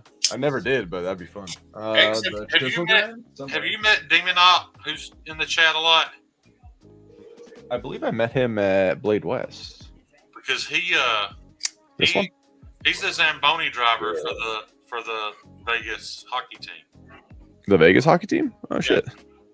Yeah. Yeah, we have a hockey. We have the ground, amateur maybe. hockey team up here at Tahoe, because I'm up by Tahoe in Reno. So we have the what are they called? Beautiful nights of my life in Lake Tahoe.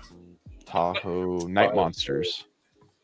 Hey, a couple of questions that go back to back, and they're very fucking weird and tangential. Do y'all ever get to Utah, Salt Lake City? I only went when Blade West was there. Have y'all ever heard about the soda craze, the soda fountain craze? Yeah, that freaking weird thing that they do with sodas. Yeah. Yeah, where they've got the drive-throughs where you get they've got all the different sodas, and you can add flavors like vanilla, coconut.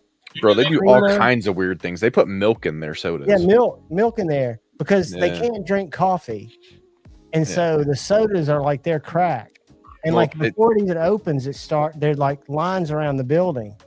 Yeah, isn't Salt Lake or Utah like a dry state, or at least dry city too? So like you get alcohol at certain times and certain days or something.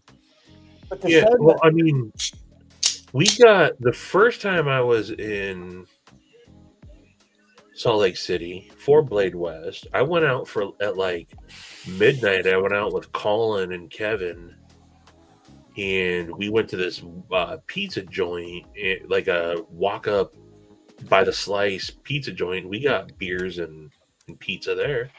Y'all talk about So watch this nastiness. So watch this nastiness. I mean, these people line up from when it starts, and they all look identical. They all look related. That was all the basic bitches right there. Yeah. But they get like you get like a Dr. Pepper, and then you get all this fucking shit squeezed in it, and these people order it like a Dr. Pepper with double cherry. Shit, son. Well, that might be good, but then you add creamer, and I mean they've got these shots that sprung up. Oh yeah, it's creamer, not milk. That's what they do. It's creamer. We stumbled they can't into go in a Starbucks. Who was with you? Who was with you, Zach, for the drag show bar? Zach said he stumbled into a drag show bar in Salt Lake City for Blade West. He placed in the top 10. It's good to see you too, Zach.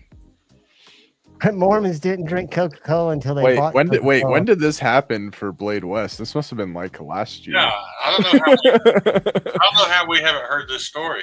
Because every time I've been to Blade West, it's always I'm like shoulder to shoulder with Zach the whole time. So, and I don't remember this happening, but I would have loved to have seen this happen. Just saying. We don't need you judging us, buddy. All you need to do, listen, Mearsalt. The next time you feel like judging Americans or saying something negative about Americans, what you should do instead is thank us that you're not German. That's what you need to be doing. Sprechen Sie Deutsch? And in all truth, 5-door, if it was clean, an 8-ball would probably be better for you than one of those creamy sodas. Yeah. I'd rarely ever drink soda, but maybe once a month. But I love if I find a place that's got Dr. Pepper and the little thing where you hit it and it shoots the cherry. I get the double blast of cherry in my Dr. Pepper. It's delicious. Look at there. Yeah, that's a sneak peek at the new. Has that got my card on it? Yeah. Nice. We haven't decided if it's on it or in it. It's in it. Like, so it is one chunk of my card pressed in. That I'm still waiting to get clarification on, but it weighs a full ounce less than I busted out my scale and started measuring them all, and it weighs a full ounce less. I didn't say who Zach said he was with. Zach said he was with Justin. Justin. He was with Justin. Story about the drag bar. I'm kind of curious what Justin placed because I've seen Justin's Halloween photos of him dressed up in drag, so I'm curious what he placed. He got a dump truck butt too. So it looks like some of these pair of 2 scales are in stock at Lynch. Is that right, Stevie? I'm on their website. So these are not they're not fully released yet, unless that changed today. I'm sorry, that was my brain going somewhere else. I'm hunting some Spyderco 2 titanium scales. So they will have these available in para 2 scales here, PM2 scales. But he was going to send me a sample of all their stuff, but they've had a setback, so they don't even have a full-on release date for these yet. But they had a couple. I think they got the all access passes done. But I think they want to do it as a full release. So, I don't think I've seen a pry bar that had mixed materials with it, or have I just missed one? I don't know. I think I've just seen full tie. But I think this might be a full chunk of micarta. Because they do the ultralights, which is skeletonized. You could easily put a scale on that. Right. Does it have any hardware on it, or does it look like it's glued in? No, there's no hardware. There's no hardware. So, and completely smooth. Like you don't feel any transitions there. So I don't. It's already It's probably so got thin. skeletonization and it just sets in there. I mean, it's already so thin that it seems to me this would be 2 pieces of micarta. Like putting in 1 piece of micarta Wouldn't work. maybe. Yeah, that's what I'm Or no. thinking. I'm thinking you might have a thin skeleton in there and then thin pieces that are glued in because it doesn't look like it's added for thickness or grip. It's more for just look. Yeah. And I'm probably gonna rip dye this something. I don't know. Eggs is breaking out the Slick-em-all. We need a top-down camera to see what he's fucking with. This thing's just meh. Like when I was trying to sit here and middle finger flick it, it's just like it barely wants to go up, and then I'm carrying an old knife today. Look at there. This is a good one. This is a generation 1. I never got my check from that. You never got your check from it. So Hey, he can say what he wants. I sold that entire batch of those knives. I never had one. I always wanted one though. Me and Grateful Panic did more to promote that knife than Jake did. Did you like it when it came out? It looks to me like a PM2. I bought it secondhand off Lefty. You know, his best buddy bought it from him for like a week and then sold it to me for a deal. I sold my Avant and got a AVNT With the titanium. Yeah, It makes all the difference, doesn't it? oh yeah, it's one of my favorite knives, and I can't wait for the US version. Have you seen the fix that they just dropped? The US fixing? Yeah, I've I've almost got it a couple times. This 45, they're using the Ridge Light. Do you know who's making that for them? I don't either. I don't, but yeah, I don't think the Avant and the AVNT got enough love. It's a great design. It really and the is. only reason it's the AVNT is because there was a naming. CRKT already had a knife called the Avant.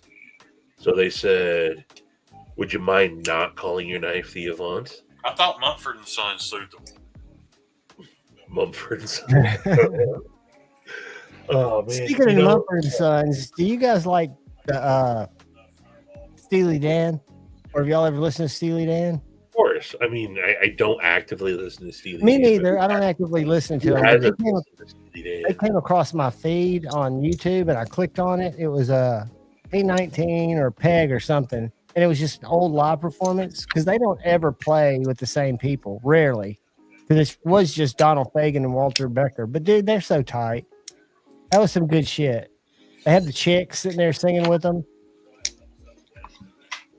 That's my squirrel brain. I apologize. Oh, did I not turn my camera off?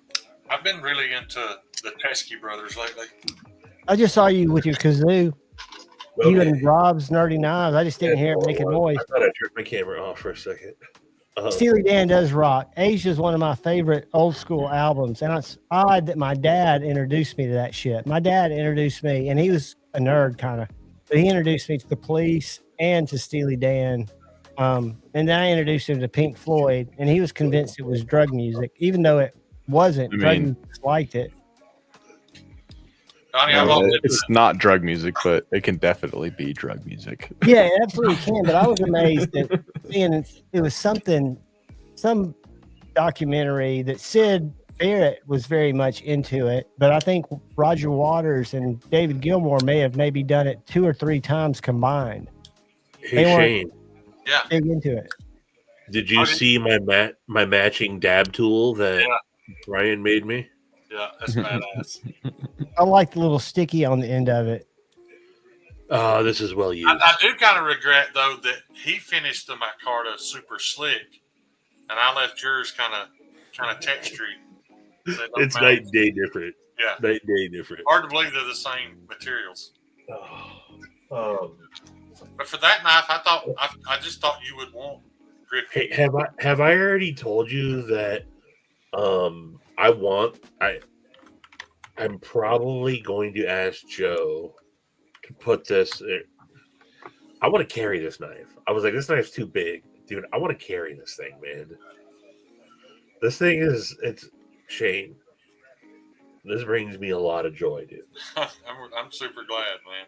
Do you carry a little pack on your back when you go, Stevie? When you take your walks? Yeah, I got a backpack with a bunch of places you can strap it down. Molly webbing on it, and I've already fitted on there. It's perfect. Ninja, that's the truest statement that I think has been posed tonight. People don't realize too, Stevie, that I would no longer be making knives if it weren't for that knife. Buying that knife when you did was the only reason I could move forward. So it brings me a lot of joy too. It's wicked, man. I didn't. Now that I know where to get the scale material, I'm gonna make you a bird and trout to go with that. Nice. You got I didn't bother filming it, but I went out and I took photos, you know, like I always do when I get a new knife. And there was some downed branches from the big cedar trees out there. Yeah. And I didn't bother filming it or anything, but I couldn't resist. I just walked up, just started whack, whack, whack, whack, and totally just chopped through a couple of branches with it. That's what. And there's something that he said about a big knife in your hand. It's been a long time since I've had a big, substantial knife, and what I haven't really conveyed yet is how it brings out the kid in me. Just being out in the woods and having a big knife just makes you want to chop shit, dude. It makes you feel a certain way. It absolutely does. I need to get a big knife.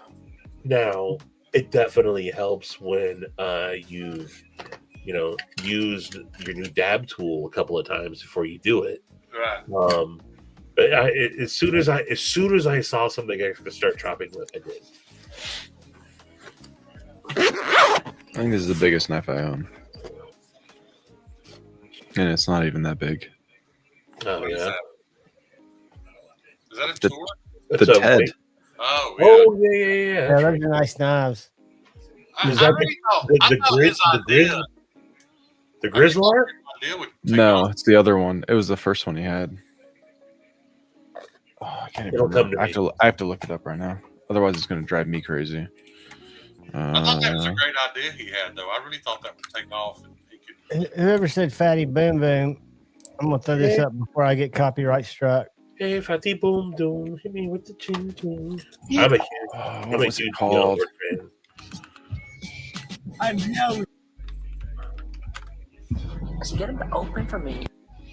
Cool. Y'all think that's a true story, too, by the way. What was it called? High tech, you think? Yeah, no, the Grizzler was the other one that had like. That'll get me a strike. I'll take it like a man. I'll lean into that motherfucker. Does he not have a website anymore? Who? Oh, Ted's done. He's totally he's all in with Glow Rhino now. Yeah, I remember seeing that. Donnie, I was going to tell you, I walked into the gun store today and I had to go in the back to find my buddy. They were back there. What's this called? A brand new, like, industrial, that pale, ugly green color, a brand new mill and a brand new lathe for custom work. And I was like, man, if I could get my hands on that shit.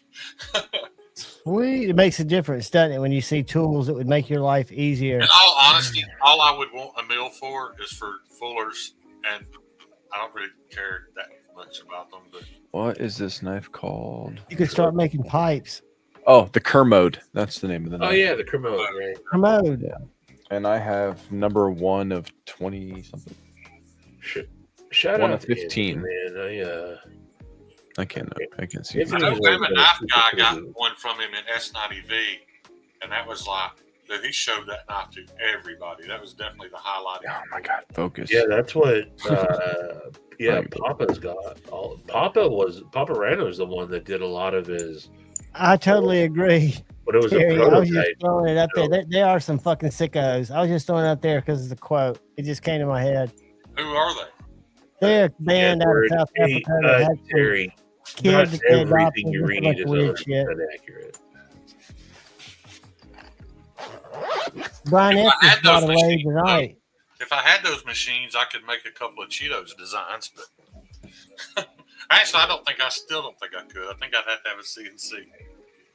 Oh yeah, Brian, did you pull the trigger on it? Nice, dude. That just makes me want to go back to shot now. Hey, while I'm here, I got some stuff to show. Cheetos, if I show some stuff, I'll wait till you answer. And fuck you, your Bowie Cheeto. Is it cool if I show your knives though? I'm assuming it is, but I'll wait till you answer. Cheeto don't give a fuck. Nah, Cheeto's cool as shit, dude. Cheeto don't give a fuck. And Cheeto owns the ugliest edgy American blades ever produced. There's got to be one of them.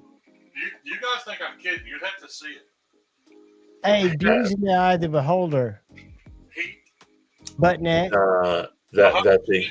100% true, Stevie. That knife that she made is ugly as fuck, dude. He made me cry.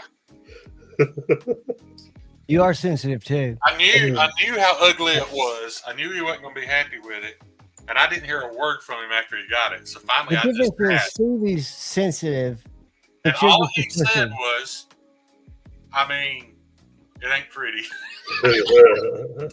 And I cried just a little bit. First of all, considering present company, I've got this fucking badass blessed knives made. Oh, you got the Serrano. Yeah. Dude, that's Donnie's? Yeah. That's Cheeto. Cheeto design, Loot 10-Tex, new breed EDC, catted, produced by Blessed Knives. Yeah. That's sick. It is sick. And what pisses me off is I try to do this pattern. Dude, that's it's perfection. I don't know how he does it. Do you do that with the Dremel? Yeah, I do. But I don't know how he gets it so perfectly symmetrical. But dude, I would. There's got to be a template, maybe, right? That you would lay over it. He's a fucking mad scientist. He does that by hand? Yeah. He does everything by hand. Everything. Very symmetrical for by hand. That's insane. Yeah. He has no mill, no lathe, no nothing. He does. Look at the grinds on that bitch. Oh, and it's double edge. Yeah, it's sharp on both sides. Look at all the jibs. That doesn't sound like fun to me. Oh, show the cut the fuck out of myself. Show the spine. Show the thumb ramp all the way down the spine. Keep your finger from sliding up on it. Yeah. Good point. It's Look at that. It's 100% hand jimped. Look at that, and it's perfection, dude. Yeah, they look spaced out perfectly. And I don't understand how do you jump at a radius that perfectly as well? I mean, He uses the file. Each one of those He cuts the metal individually. I can't even wrap my head around how that's done. Was that too quiet for you guys? No, you're good, dude. All right, cool. I had to turn it back up because it defaulted back down for some And reason. then I got to borrow his Aries. I don't remember what it's called, but this gave me a whole new respect for Aries EDC. I'll say that. This knife is very well done, man. Very well finished. Yeah, Scotty can make some sweet knives. He is an artist, there's no doubt. The dude made a beautiful little knife. It's very interesting to me. I don't know.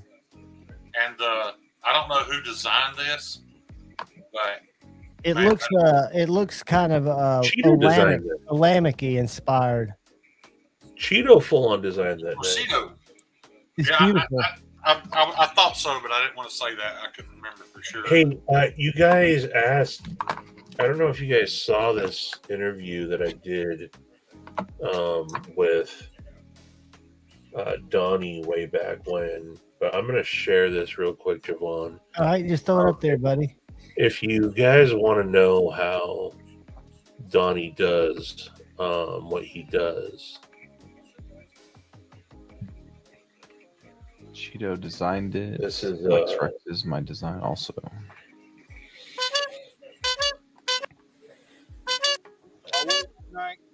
smoke some reefer. I'll smoke a couple of this day. This will get you through the day. And that's the third one I from. will have a drink, and I'll smoke some reefer. I'll smoke a couple of doobies a day. This will get you through the day. And That's how Donnie does what he does. This Just a couple. This beautiful thing from Lex Rex Customs that Cheeto designed as well. I tell you what blows my mind, dude, and I'm not blowing smoke up Cheeto's ass, but Cheeto's not making anything. He's designing this stuff, and the fact that he puts it on paper and then it comes out so ergonomically fucking perfect. Well, he goes the school of Sharif Manganas, and cuts him out of Home or something. Oh, does he? Yeah. That makes way more sense. Yeah, There's no way. There's Sharif, no way. or Cheeto, what's it called? But he welcomes the ass. The foam board. That's what Sharif is always like. Get some foam board and work on it. And Cheeto, look, both ways. But Cheeto definitely he takes it seriously, man. And Yeah, because there's no way he guessed at this and drew it, and it came out like a natural part of the human hand like it did.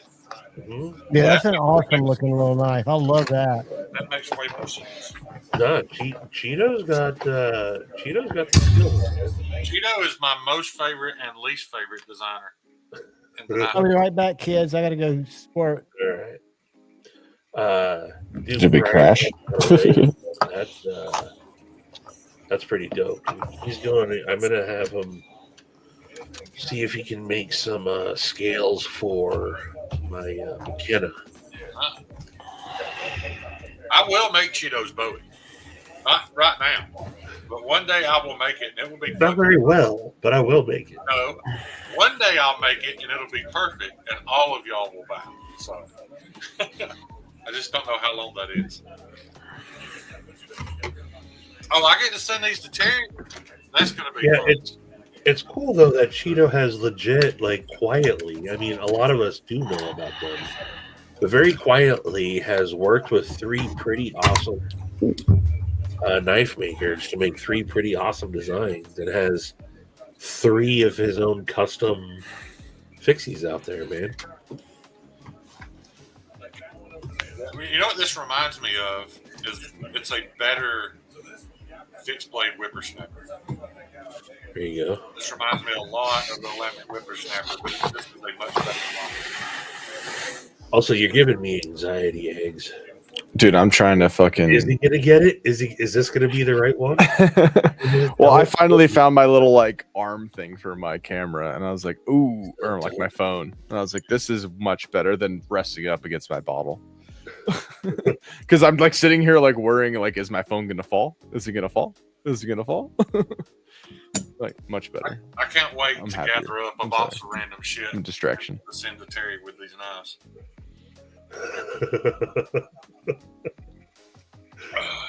Recycle all your empty dip cans. Something. Yeah.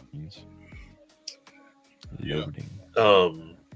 Loading. I still owe Terry a knife. I sent him a knife, but it wasn't What's what we talked about. Terry won't say fixed blade sod buster. And oh yeah, that's coming soon. Sweet. Oh, hey, I heard you talking. Has the live wire, you were saying it jams up that bad when you get some pocket lid in it? It jammed bad. Oh. Yeah, you thought it had been epoxy in place. It works perfectly, and it might not be an issue for everybody else. But every time I put it in pocket when I go to take it out, it'll come out about that far. Mm. I literally have to tap it on the table to get the blade to back up so I can get a hold of the lint and get it out. Maybe there's just one stubborn piece in there. Blow some compressed air through it. Or maybe you just need to clean out your fucking pockets. I never thought about my pockets being full of lint. But maybe there's one just stubborn chunk in there, and you just need to blow some compressed air in there. Maybe so. I love the knife. I just, and it's not the knife's fault. I mean, you jam anything into an OTF, it's not going to work right. Eggs, what you vaping, Eggs? Right now it's Coastal Clouds. I don't know. I'm Cotton cherry, cotton candy melon. No, it's some sort of like. Oh no, it's maple butter. So it's like butter with waffles and syrup. Yeah. Yeah, I don't think you don't vape fruity stuff, do you? I do vape fruity stuff. Yeah, that's actually my preferred. I don't really like custardy stuff, but maple butter creamy stuff. Yeah, I remember the last time we talked about it, you were vaping something custardy. For a while there, I was just on mint stuff. So hard.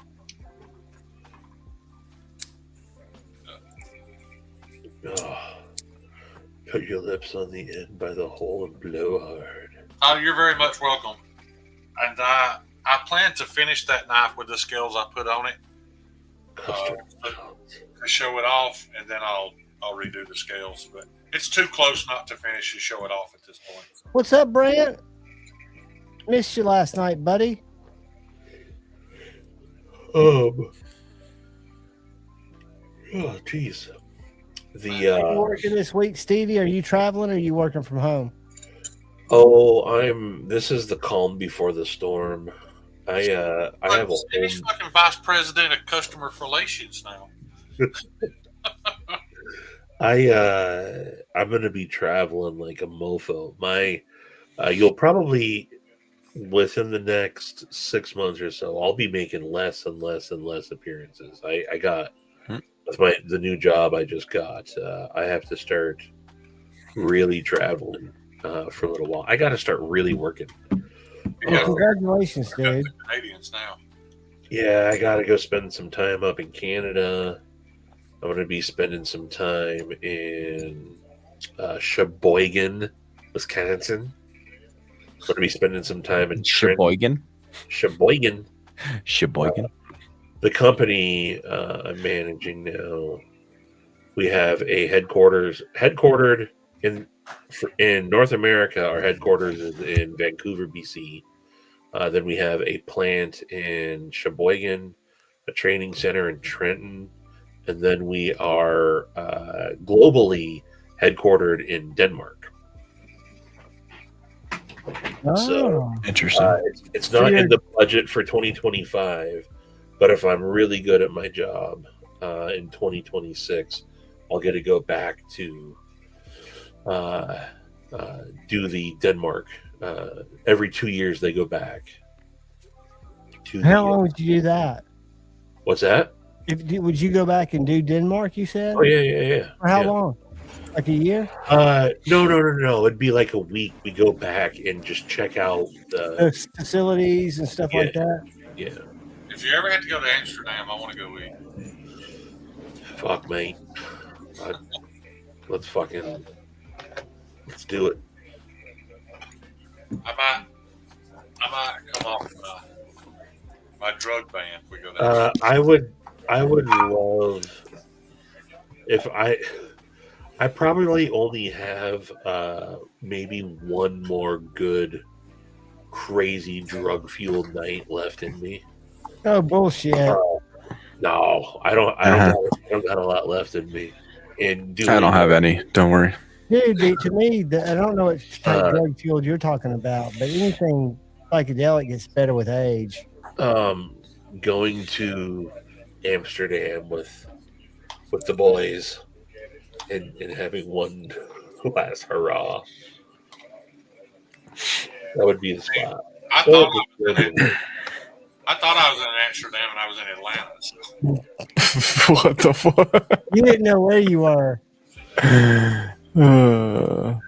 Speaking of Atlanta, Zach was talking about Shot. But I want to go to Atlanta. I won't show the photo, but I captured the moment, Shane, that I knew you were on Pluto. It's also amazing how much you've slimmed down since I took that picture. Oh, really? Oh, yeah. I'd like to see that sometime. Shane would have been good on Nancy Reagan's side when she was giving her speeches. I could probably find it. Shane we got hired in the red light district. Dude, I'd spend all my money in the red light district. I want to. Stevie would be asleep. Yeah, probably. Fall asleep. I can't sleep if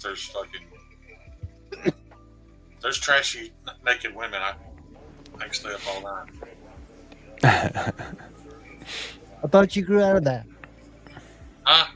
I thought you grew out of that. I didn't grow out of it. I just I put it on hiatus. Yeah. That's your story, and you're sticking to it.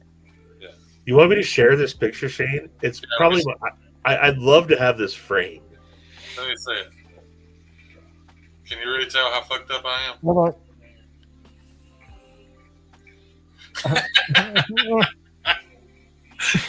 I want to know what was so funny. What happened? What's going on? Saying something. Look at Studs just laughing his ass off. Shane's saying something inevitably stupid as fuck. I can tell you right now. Was this during the "What's your favorite flavor" conversation? Yes. Yes. You guys have no. It was so funny to see Shane just completely like past freaking Pluto, man. Shane was. I miss those days. How you did this before, man. He's like, never like this. I ain't never been that high. Yeah. But all I can remember was you guys talking about going to get snacks. And then when Snuzz said, "What's your favorite flavor?" I thought he was going to go get me snacks. That's what was so confusing. But those conversations were probably an hour apart, and I just didn't remember it. He's like, "What's your favorite flavor?" And I was like, What do you mean?" He's like, "Flavor." And I was like, "I know what you're saying. I just don't understand why you're asking me." Oh, it was a good time. Oh, man. Yeah, that was Maddie, did you send your link, or you want me to send another link? You're confusing me because I'm. Snuzz kept going. I think he wants Brant up here. Well, he's got a link. That's just why I didn't know if Maddie was going to forward him the link or if he was wanting me to. I just see him yelling at me in the fucking chat, and I'm about to put him in timeout. Yeah, even though he's not as factor. The StreamYard only allows 4 people on screen at a time anyway. Yeah, don't make me ban you, Maddie. Yeah. Respectfully. What's the one that I have? I think I have. Sorry, not sorry. Yeah, Shane, that Feel was. free to forward that link or tell me that you need me to. What's My daughter still talks about it, Steve. I knew I had to take a picture though in that moment. That's literally why that picture exists. I was like, I have to capture this moment. Maddie, you can't forward him the one I sent you to keep me from having to get out of the screen. You lazy instigator. He's being an asshole. Just ignore him, John. But I try to like tell Todd Carr, Marty, everybody. Santiago, that was Demonox. Mad says Surge, Pacheco, Nighthawk, Watchman. What's the Surge slip joint? The Watchman. I did this on my kitchen knife. You cut the tip off of your finger? Yeah. Y'all did see Bama Ninja's foot, didn't you? That's how thin it is, Stevie. It hasn't even been a collar. It's just so thin. I was holding it, and it just pushed right through my finger. I see one that's called the Slip 4. Steve, did you see Bama Ninja's Slip 5. I did, dude. Briefly. Yeah, that was bad news. Slip 5. Okay, Mark, is that what it was? Oh, I'm glad you got your 20.5 sharp. I was like, I see one that says carbon fiber Slip 4, but I bet that thing's Slip 5 is the nice one that's stonewashed titanium. Yeah, so I like a Slippy that I can very easily pinch grip, get a half stop, and then come down. The Slip 7 looks really nice too. It's more sheep's foot. The Surge has such a hard half. I wasn't used to it, but I was playing with it like I would normally. It has such a hard half stop, and I just barely had my finger just enough in the way, and it came down and slammed. It was live. I did it freaking live. This is the best value in an imported American-inspired slip joint, in my opinion. What did you just say? What words did you just fucking jumble up together? Hold on. I said it's the best value in an American-inspired slip joint that I've experienced. Hold on. No. I said that just for you, buddy. Oh, where the fuck is mine? I have one somewhere. Oh, it's probably in the case to the left of your desk. To the right, though. I don't know. I put myself in timeout. Hold on. Bro, I don't know where I put my... Although it's... you can nitpick the fit and finish all day. This Baron Sons, man, it's $45. And... the grind is hysterical on it. It's dull. It's probably the dullest knife I apologize. I've ever gotten out of a box. I gotta sharpen it, but I love this thing. Hey, you ever been to a trade day and there's those old guys standing around in coveralls with the knives on the table? Absolutely. That is Baron Sons. Like right. If you go there, that's what it's like. Right. They got like,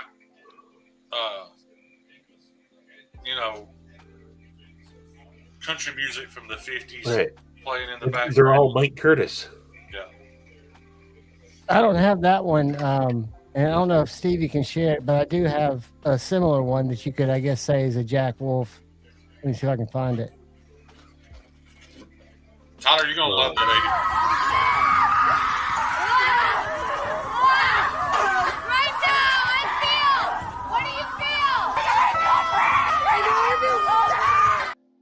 You know what's wrong with all them chicks? They've never had their butthole licked. I can fix every one. Fuck? I would have for my Jack Wolves, and all I hear is butthole licked. Yeah. That's from a retreat where they go and they hate their husbands. Yeah, I think that is. They just had a little tongue punch to the fart box that set those broads straight. Yep. Yep. Yeah, this guy likes Jack Wolf.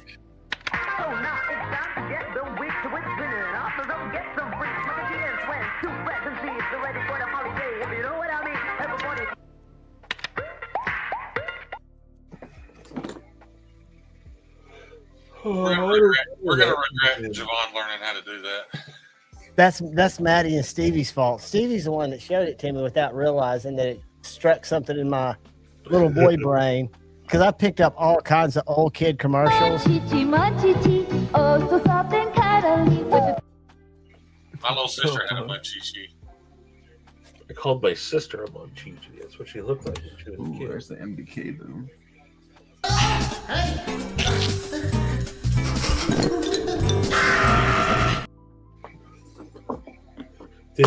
Speaking of MBK, did y'all see the what is it? The Sabretooth? No, is it on their website? On their Instagram? The what? Yeah, I'm sure it will be. The MBK? Yeah, it's a sea otter. From the original release at Blade West. Yeah. What were you talking about, Steve? The Sabretooth, the newest from Monterey Bay Knives. Kyle's already got one. Does he? Yeah. Call Coon Lee? Or call somebody else? It's just such a Sanford Owen, Does it got a pointy, pokey blade like this? It's very pointy, pokey. It's called the Sabretooth, and once you see it, yeah, it's a Sabretooth. And the Wolverine. I like that, dude. That's, you know what that reminds me of?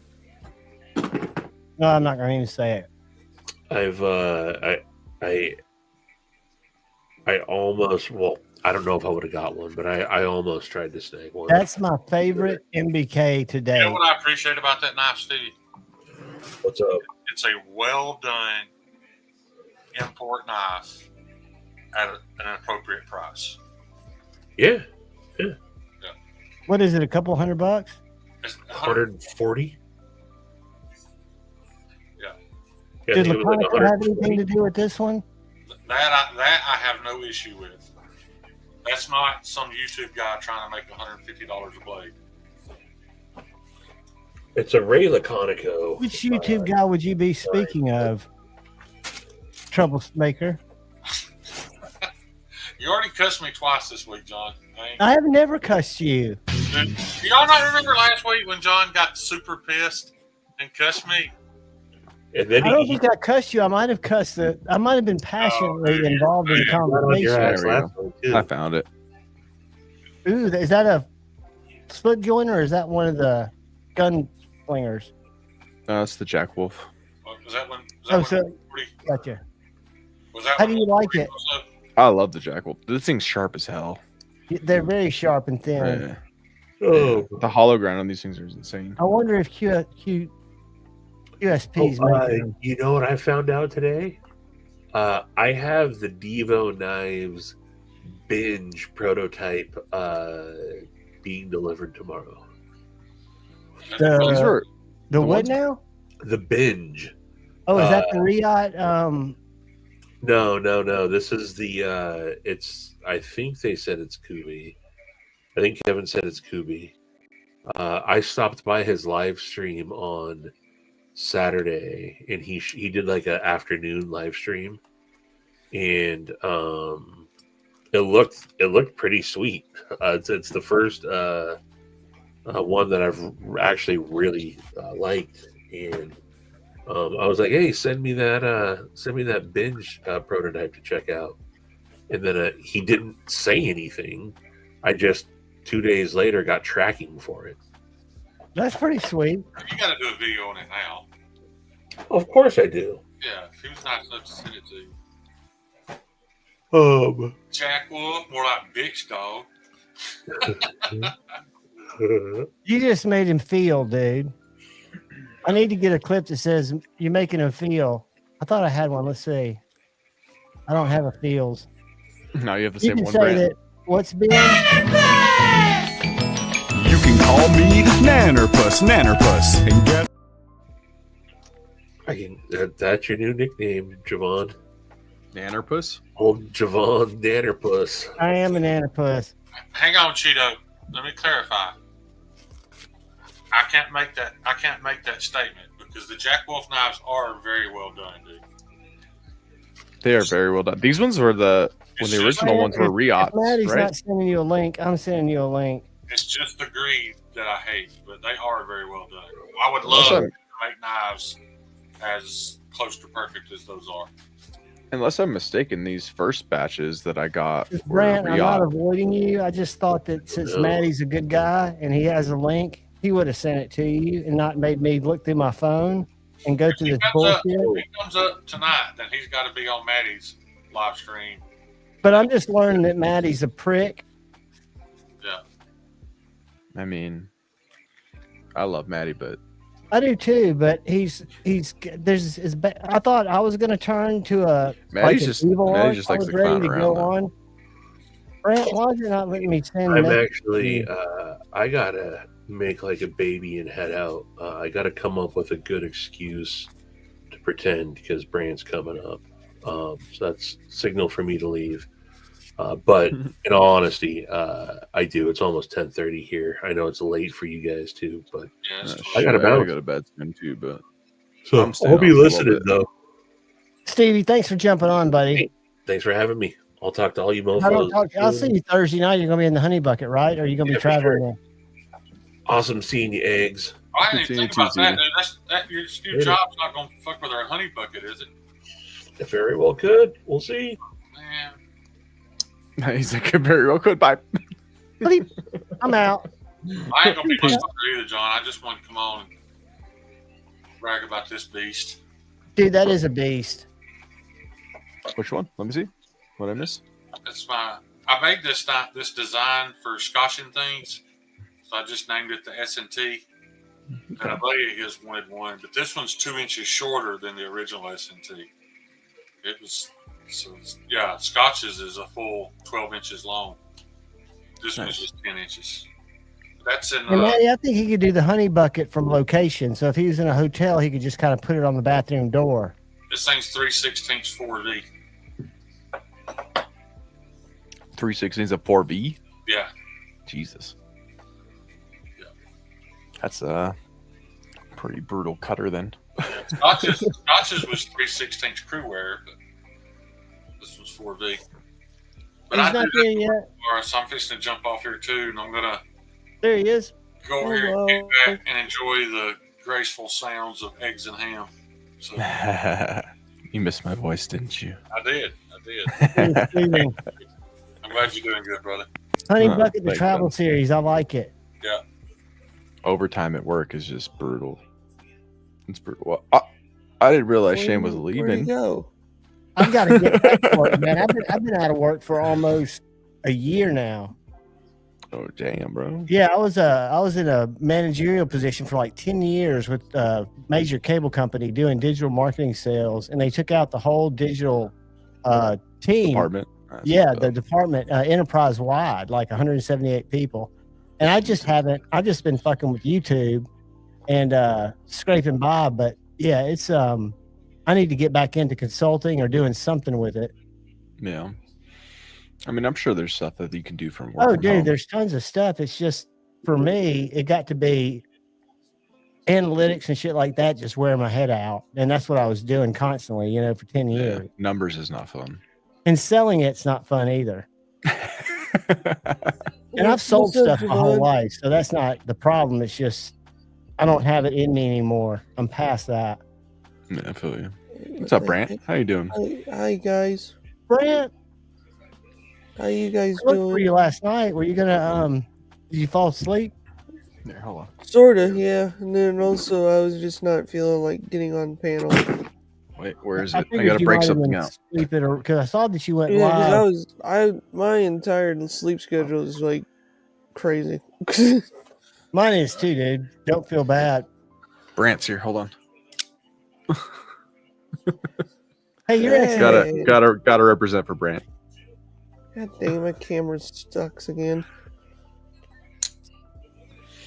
Yep, gotta represent for Brant.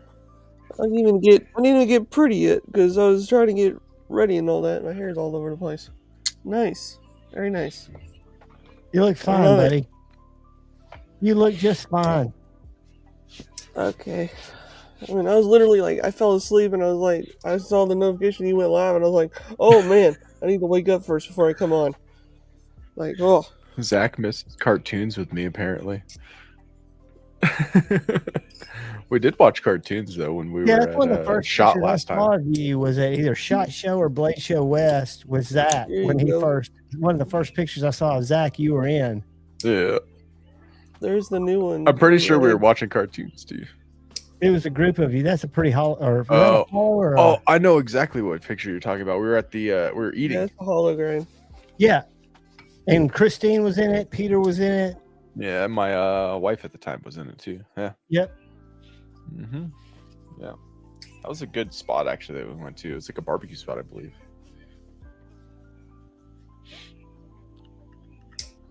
Burn Relic, I really what's hope up? that I didn't I don't have my light come on. on here and then.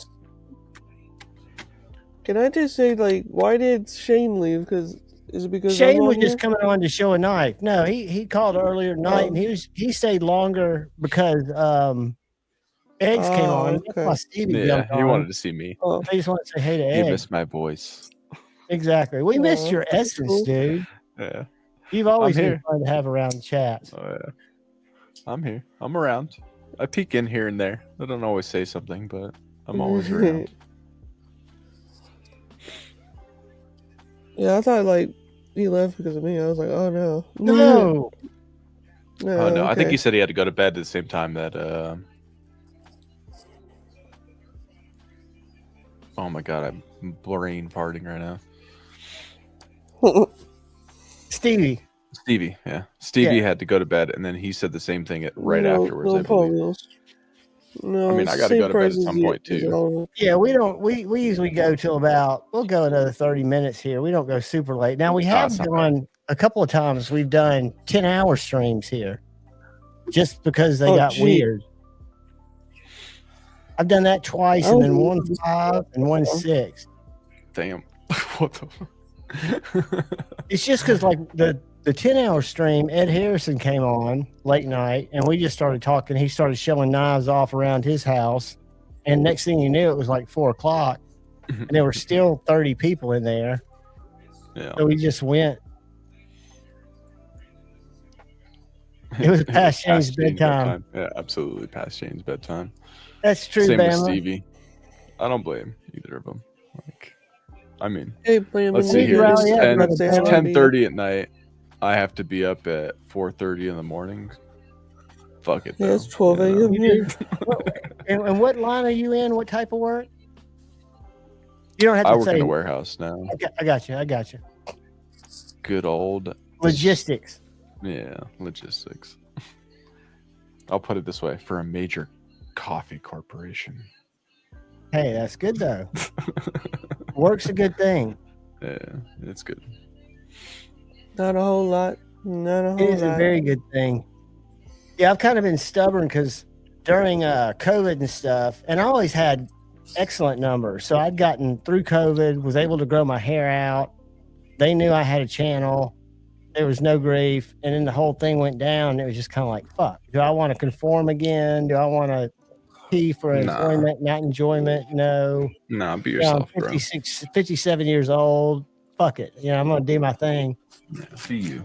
You do your thing. That's all you got to do.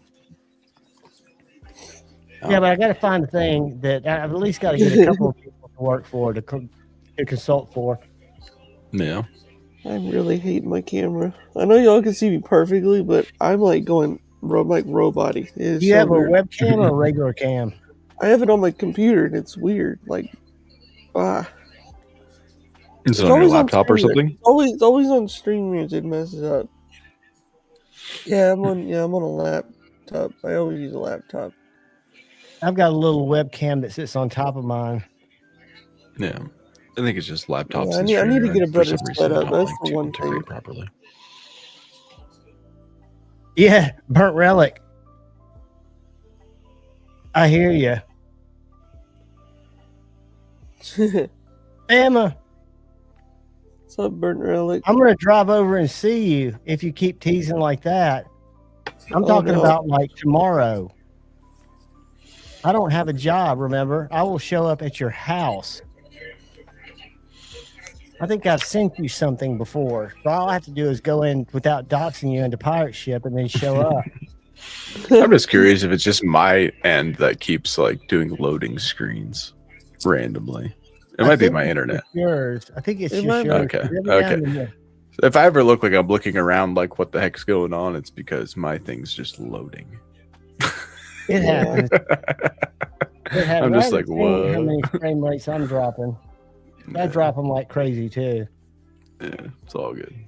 It is all good. We're all here just for the life hang is good. anyway. That's all I was gonna say. Life is good.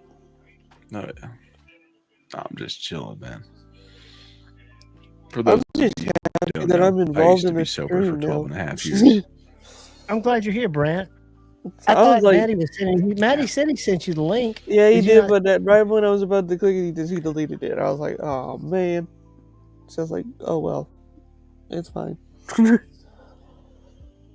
It's fine. Sweet bushcraft. Yeah, it's a lot of time to put in. I mean, when I sit here, it's just weird time. Dude, don't tease me. I'll be DMing you. Oh no. I'll be there at like 2:15 this morning. It's okay, Maddie. It's all right, dude. I don't care.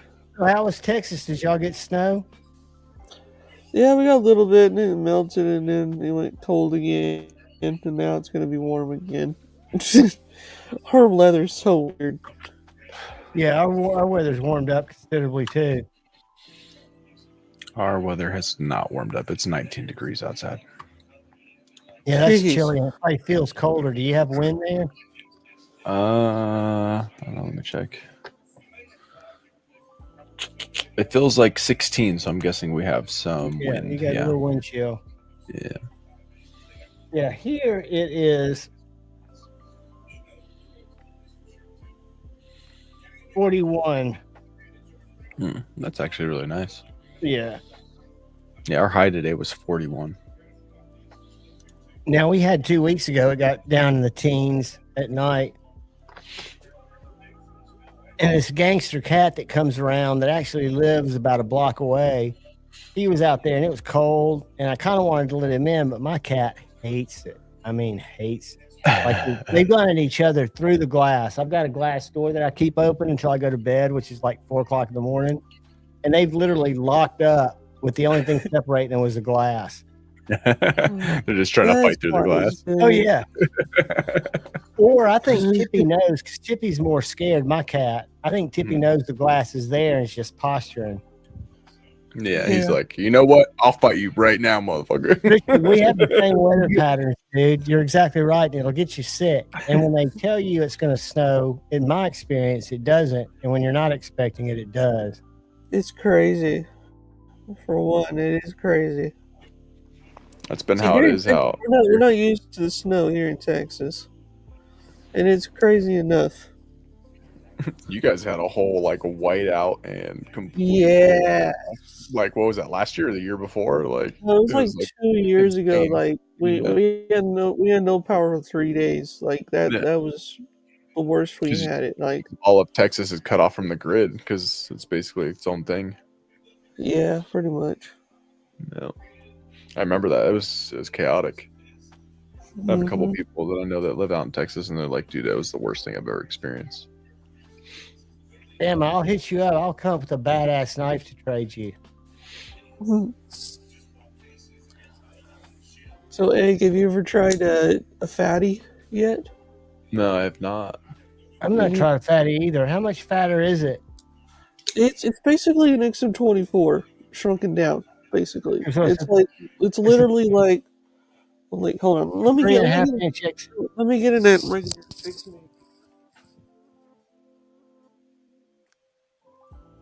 I've wanted to get one of the slicers before. I almost traded for one, and then instead I traded Carco for this Evo that Pro X did the scales on. Like basically, like what it is I think it's like 165. It's like an XM24 and a XM18 size. Like this is how it looks in sizes. Next to a 24. This is XM18 next to an XM18. It's a fatty. I got you. Like the I've had a Praetorian. Yeah, Praetorians are pretty cool, but the guy that makes them is Yeah. Why do y'all? I mean, I won it, so I'm okay. Cool. I got $1,800 Praetorian for free, so I was like, all right. I'm one of those guys that don't have to agree with the person that makes a knife to like the knife. Oh, I know. And I realize there's a lot of hypocrisy with that statement, but I'm in it for the best knife for what I want at the time. And sometimes that's an imported He needs to make them a little better. Is that the slim mini? Knives a little bit more, smoother. Dude, I put my slim midi. I put any of these up against any of my hinders. I've got more hinders.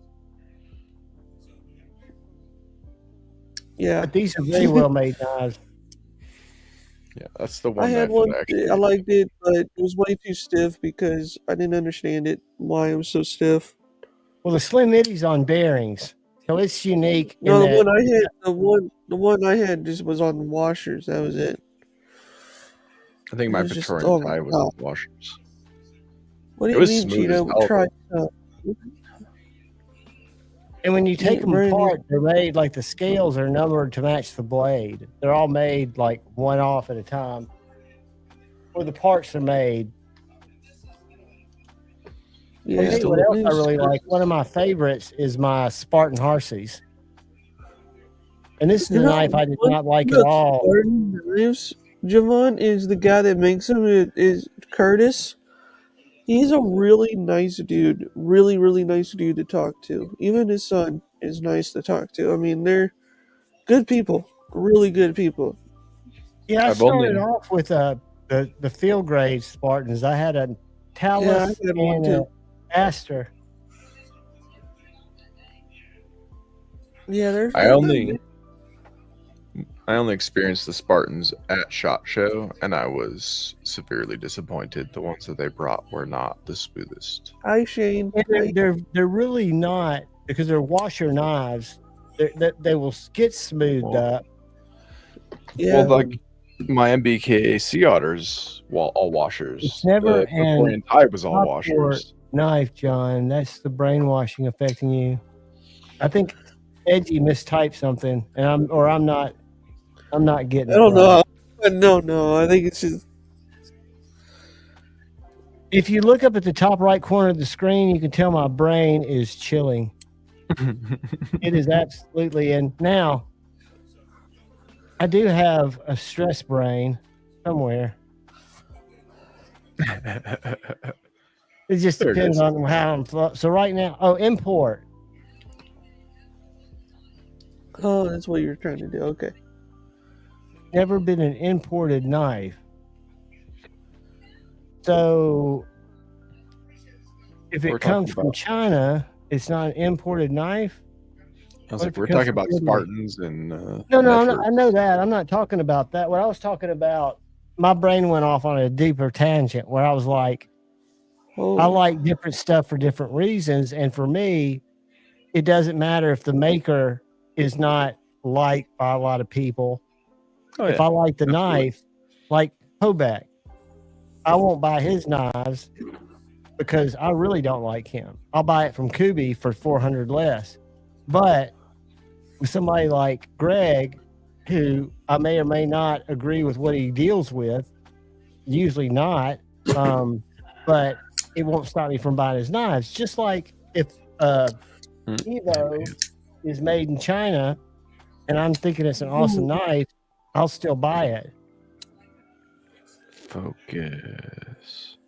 Javon, I've always wanted to get an Evo.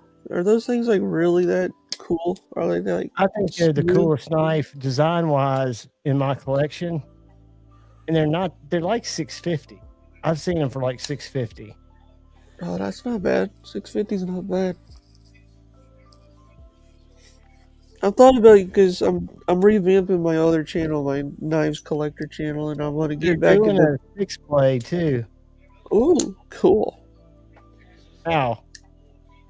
I just hit my thumbnail. That's the only thing bad about this knife. I've heard a lot about the Evos. Oh yeah, it's a dangerous dropper. It didn't cut through it, but I remember when Lefty went through his. Oh yeah, I've never seen this video. EKF Evo. Let's go to Instagram. You know, that was the one thing when I went to Texas Blade Show, I got to meet Lefty and Colin. That was cool. Same thing with the Kunmu Tao. This thing always gets me. And it's always right above the nail. And it always gets me. I mean, any of those that land right there like that, yeah, it's just bad news. For me, at least, it is. I'm not seeing this fixed blade on their website or on their Instagram. Where did I see it? Maybe is it Rotten Designs that also works on that? Got stolen or something? No, it's not just any Hinder hat. Look, it's got my name on it. Yeah, check this out right here. It says Hinder Collector on it. It's a collab with me and Hinder. This may be a little different than the one I'm thinking, but this is on John Sorenson's page. Ooh. I like that blade shape. Let me see. Yeah, here. Oh, those are cool. What are they called? Rotten Design. I thought I saw one that was looked like an Evo. Yeah, it doesn't look like a fixed blade Evo. Here it is, right here. There it is. That's pretty cool. That is sick. $290 for plain Jane, $295 black wash. 8.62 inches overall, though. That's too big for me for an EDC fix. But isn't that gorgeous? How big? It says 8.62 OAL. I wish they had blade length on there too. That's not too bad though. No, the blade length's probably the same as. What's the Evo's normal overall length? Let me measure it. Good question. And I'm going to open it with two hands just so I don't cut my fucking thumbnail open.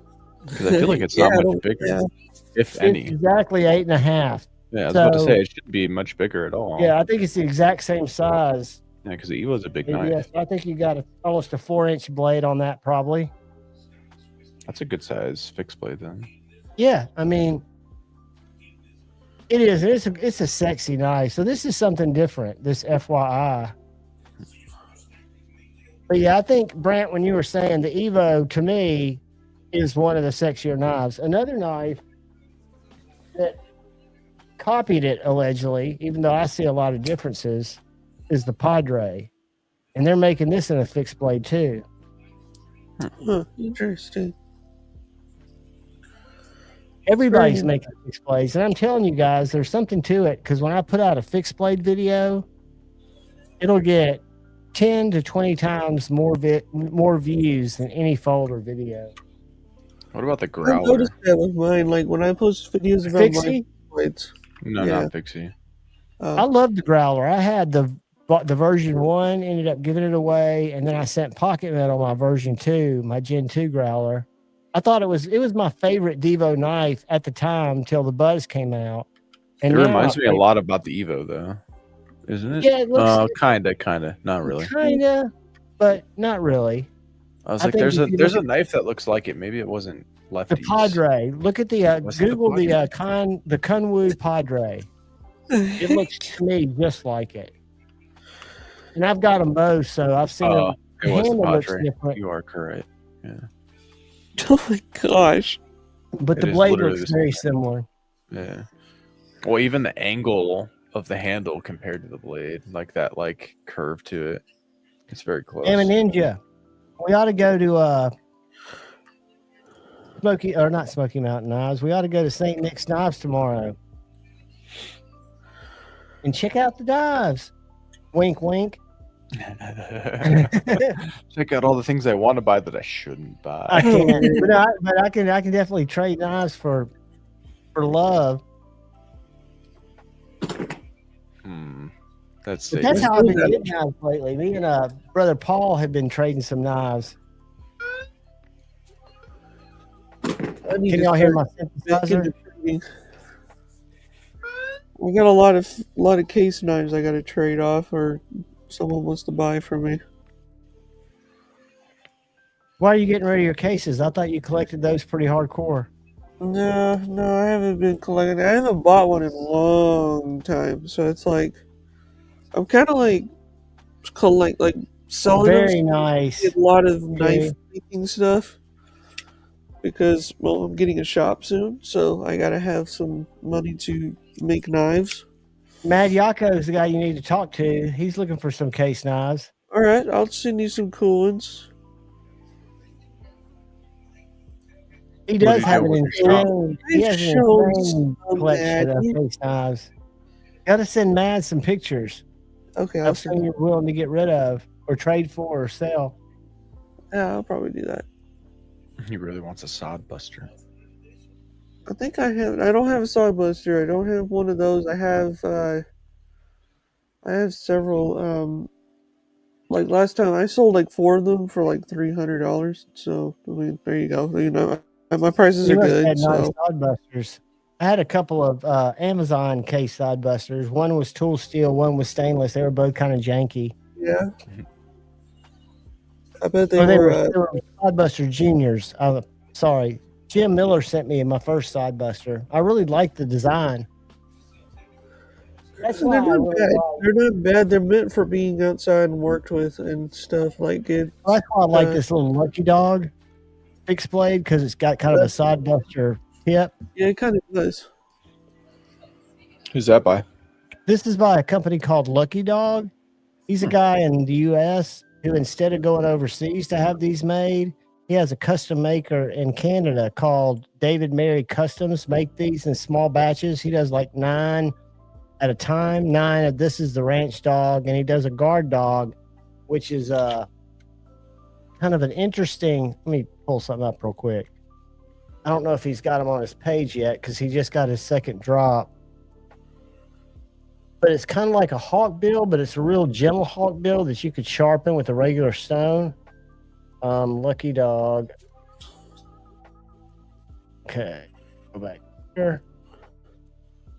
Delete that.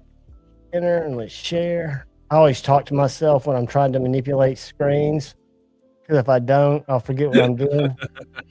The next thing you know, the stream will be over and I'll have been back here searching some just crazy shit. So, pocket fixed blades.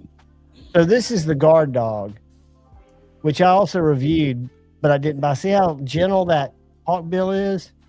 Oh, I like 3V, that. dude. Oh, Yeah, nice. they're all 3V. Well, this run he did a lesser price version. So if you come down, he did some.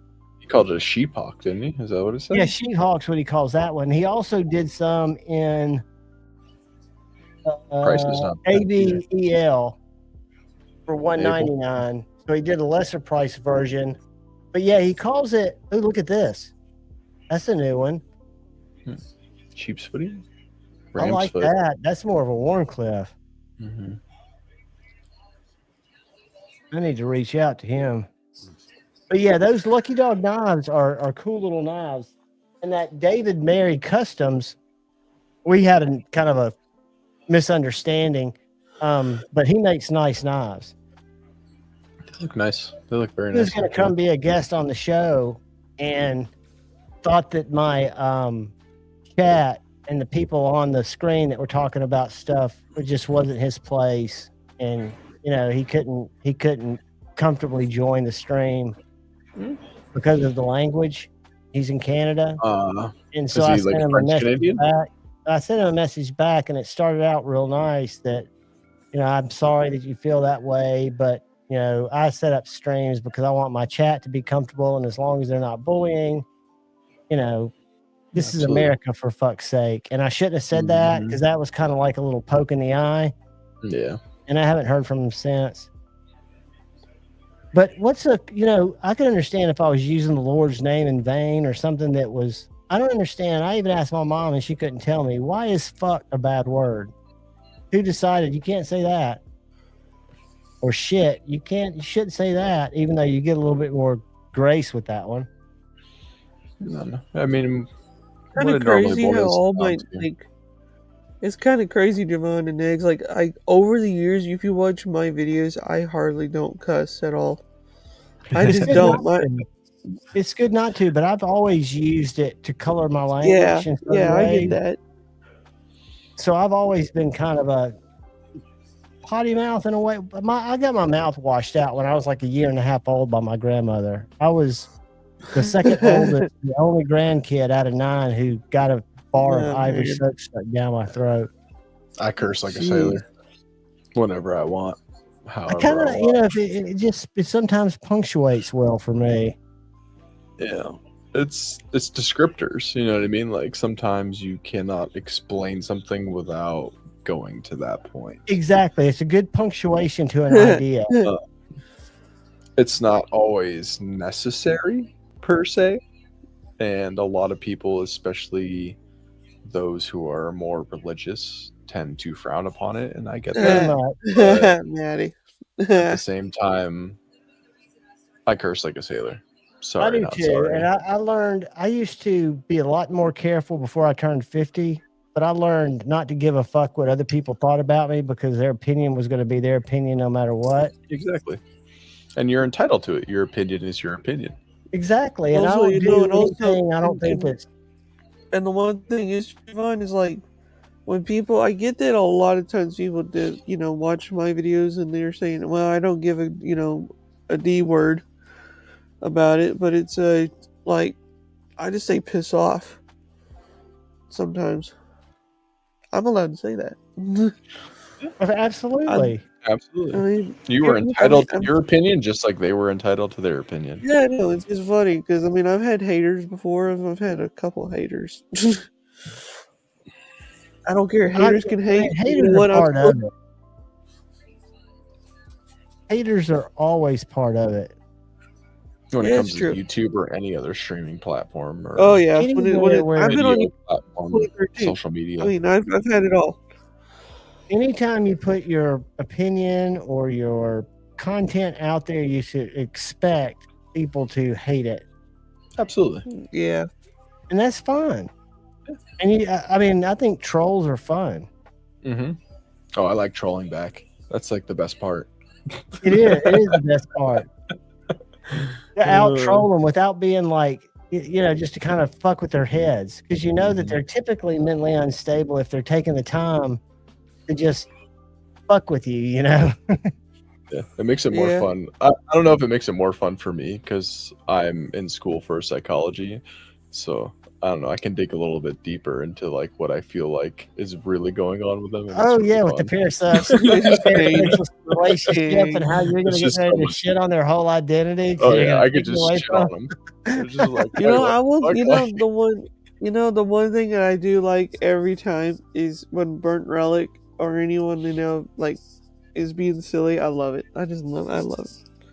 I think Kyle's one of the better trolls. Edgy's a great troll. Edgy, did you see? Were you around Eggs when Edgy and Metal Complex when Metal Complex came into Edgy's Instagram stream to comment because he was Edgy was tattletaled on by another YouTuber for making him feel.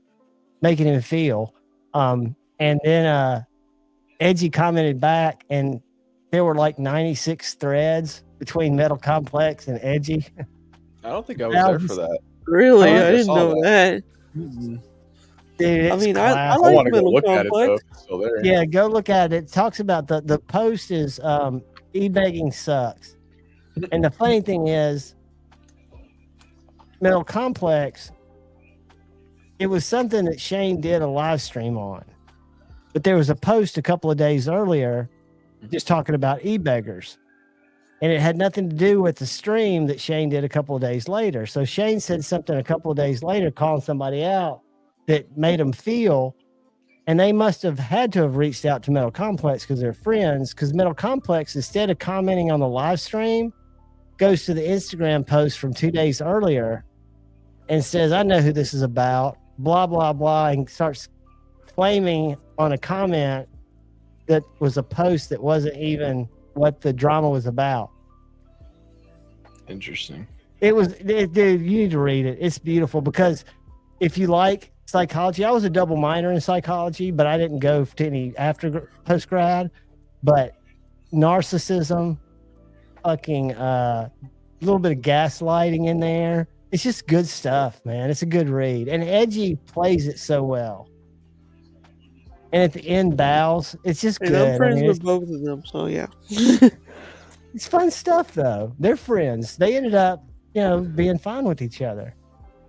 But the funny thing is, Metal Complex was standing up for something that he did not know the details of why it would even come up. And if he did, he would realize that he was standing up for something that's a direct violation of YouTube's terms of service and very frowned upon. So I would think he would research before sticking his dick in his mouth. That's just me. Yeah. I'm good friends with Mike Gambler. He's pretty cool. I think Mike Imler's wacko. He is, but he's funny. He's just one of those. He's funnily rude. He used to just be mean to people in his chat. That's why I quit watching. Yeah. Where's my cam failed? There it That goes. was just me. Maybe. Yeah. Did you die up there, buddy? No, my cam's just being fucking weird for some reason. That's your Black hole muse sun. is telling you it's bedtime. Nah, that's fine. I mean, I'm yawning over here, but it ain't nothing. I'm just It trying to ain't but figure a out thing. why my cam ain't working. See, I'm wide awake because I fell asleep early, so I'm wide awake. Your voice is loud and clear. Okay, what is going on with I my agree, cam? Edgy. Elmer Fudd. But everybody Eddie, likes and Ed, gravitates towards different people. Eddie, can I buy one of your knives? Oh, you got part of my keyboard. Never mind. Nobody. Never mind. Never mind.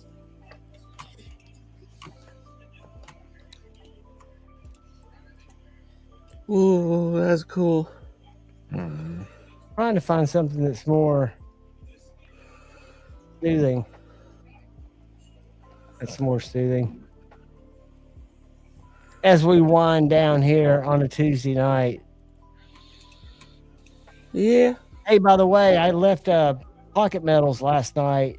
15 minutes to spare. And I called during Pocket Metal to see how long Taco Bell was going to be open. And the guy that answered the phone had to ask the manager. And the manager had to ask corporate. And corporate had to ask the Taco Bell guy himself. And they said 1 o'clock. So I live about 5 minutes away.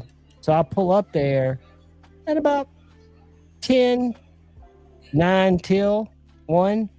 And it was closed up tighter than shit. I was so freaking mad. I almost called, except they got on the hold line. Because they had a number. You know, if you've got an issue, call this number on the drive-through. And I was just like, beep, beep, beep, beep. Then I was like, screw this. I'm not going to put in the time. But yeah, don't trust what Google says in terms of the Google Maps, and never trust if you call a fast food restaurant and they say, oh yeah, we'll be open then. Good night, Donnie. Donnie, have a good night, brother. Hey, Donnie. Ah. Love you, brother. Oh, man. We're not long for this world. We'll probably run for about 10 more minutes. And then we'll let everybody get some sleep and get ready for Friday Night Flicks. I feel special that I'm on here. Brent, you're welcome anytime, dude. And you know you can text me. By the way, I know. I always forget to do that. I always do that, and every time I do, you're live, and I'm like, I can't do it now. I can't use my phone. Usually I use my phone as a camera, but my light, I stepped on it. I stepped on the cord, and it doesn't work. My down light. So plus it was, you could never see it good anyway. So I just got rid of that camera.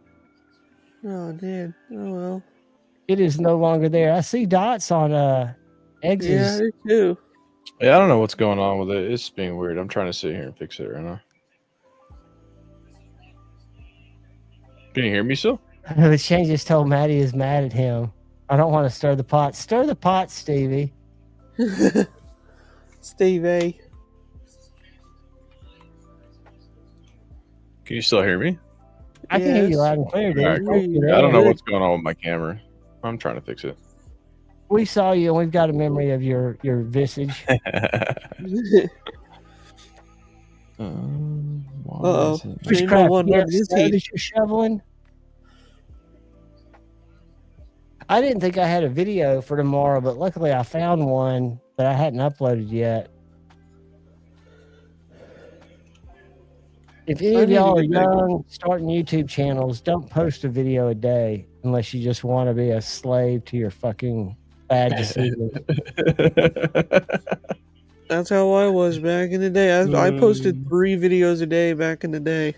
Dude, I post 1 video, maybe 2 if there's an unboxing. And then I do what gets me more than anything else is I do, and it's because Shane told me, but I do 9 15-second shorts a day. It takes me, I copy my hashtags, which I only use 4 because Shane told me, and it takes me 22 minutes to post 9, because if I do 10, they don't get the same circulation. The 10th one will maybe get 70 views, where the others get in the thousands.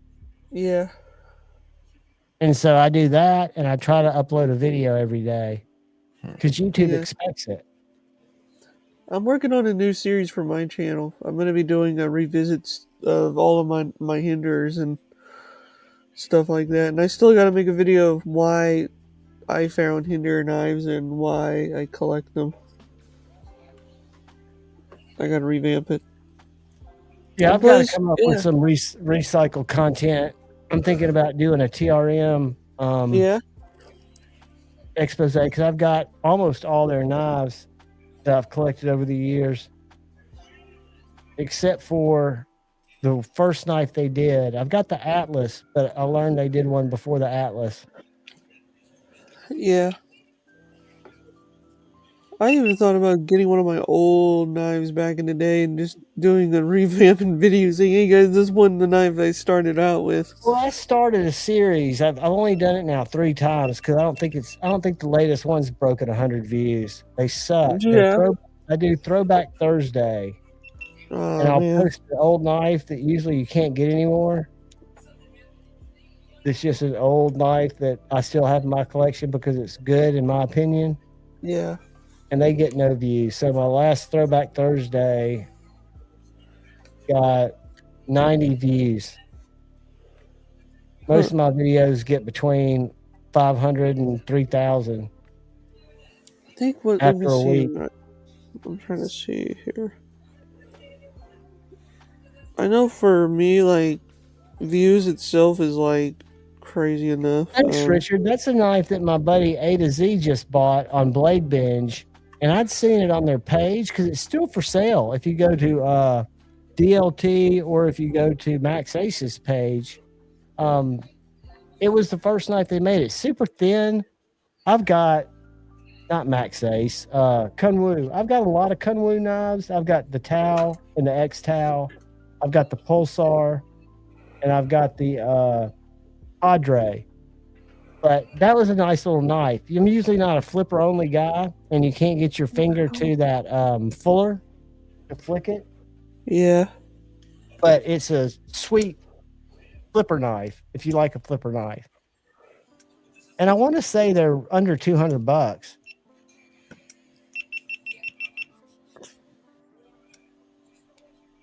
Something's beeping. Are you still there, Eggs? Yeah, I'm still here. I'm Yeah, trying to get my you. GoPro to work now too. My phone decided to take a shit for some reason, even though it has battery, and now my GoPro will turn on, but it will not display video.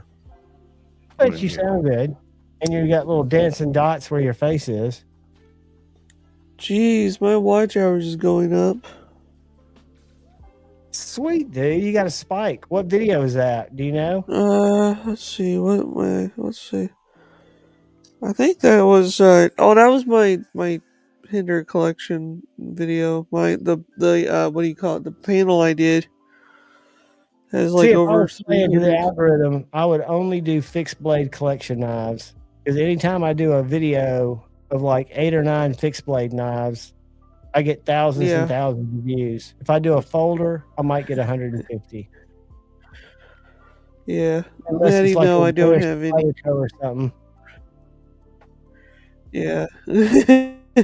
Maddie, I don't have 3 Hinders in my bathroom. They're all in here in my room. I don't leave them out like that. And Richard, I appreciate you, brother. I appreciate all of you. But guys, it's been about 3 hours. Yeah.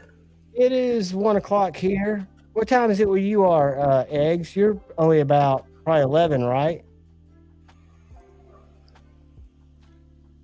I think we might have lost Eggs. No, it's 11:06. 11? Yeah. Brant, I'm glad you joined us, brother. Anytime, man. Anytime. I'm going to tell all you all, like I always do, look out for the guy or gal to your left. Please look out for the guy or gal to your right. Hit the like button before you leave. Go and get ready for Friday Night Flicks. Kyle Coonley will be on. Might have other special guests. You never know. And look out for the guy or gal to your left. Look out for the guy or gal to your right. Look out for each other. Go forward with love in your heart. Use debate, not hate. I love you all. I'm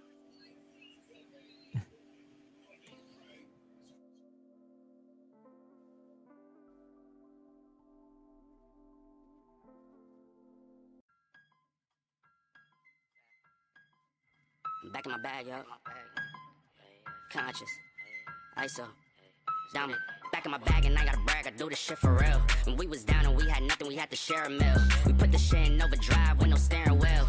Shorty throw that thing back in a pair of heels. Yeah, she be riding on that thing like a Ferris wheel. Yeah, I love them dark skin, brown skin, caramel. You know I had to bring it to the hood like she Karen Civil. When she keep on turning head, cause when she woke that thing jiggle. And we going back to like we here, we and we Raleigh. This that back in my back flow, we back again so highly. This that back in my back flow, we back to change the climate. This that back in my back flow, we bring the force like Tommy. Back in my back flow. Back in my, yeah, back in my bag, yeah. I'm back in my, yeah, I'm back in my bag, yeah. I'm back in my, this my, back in my bag flow.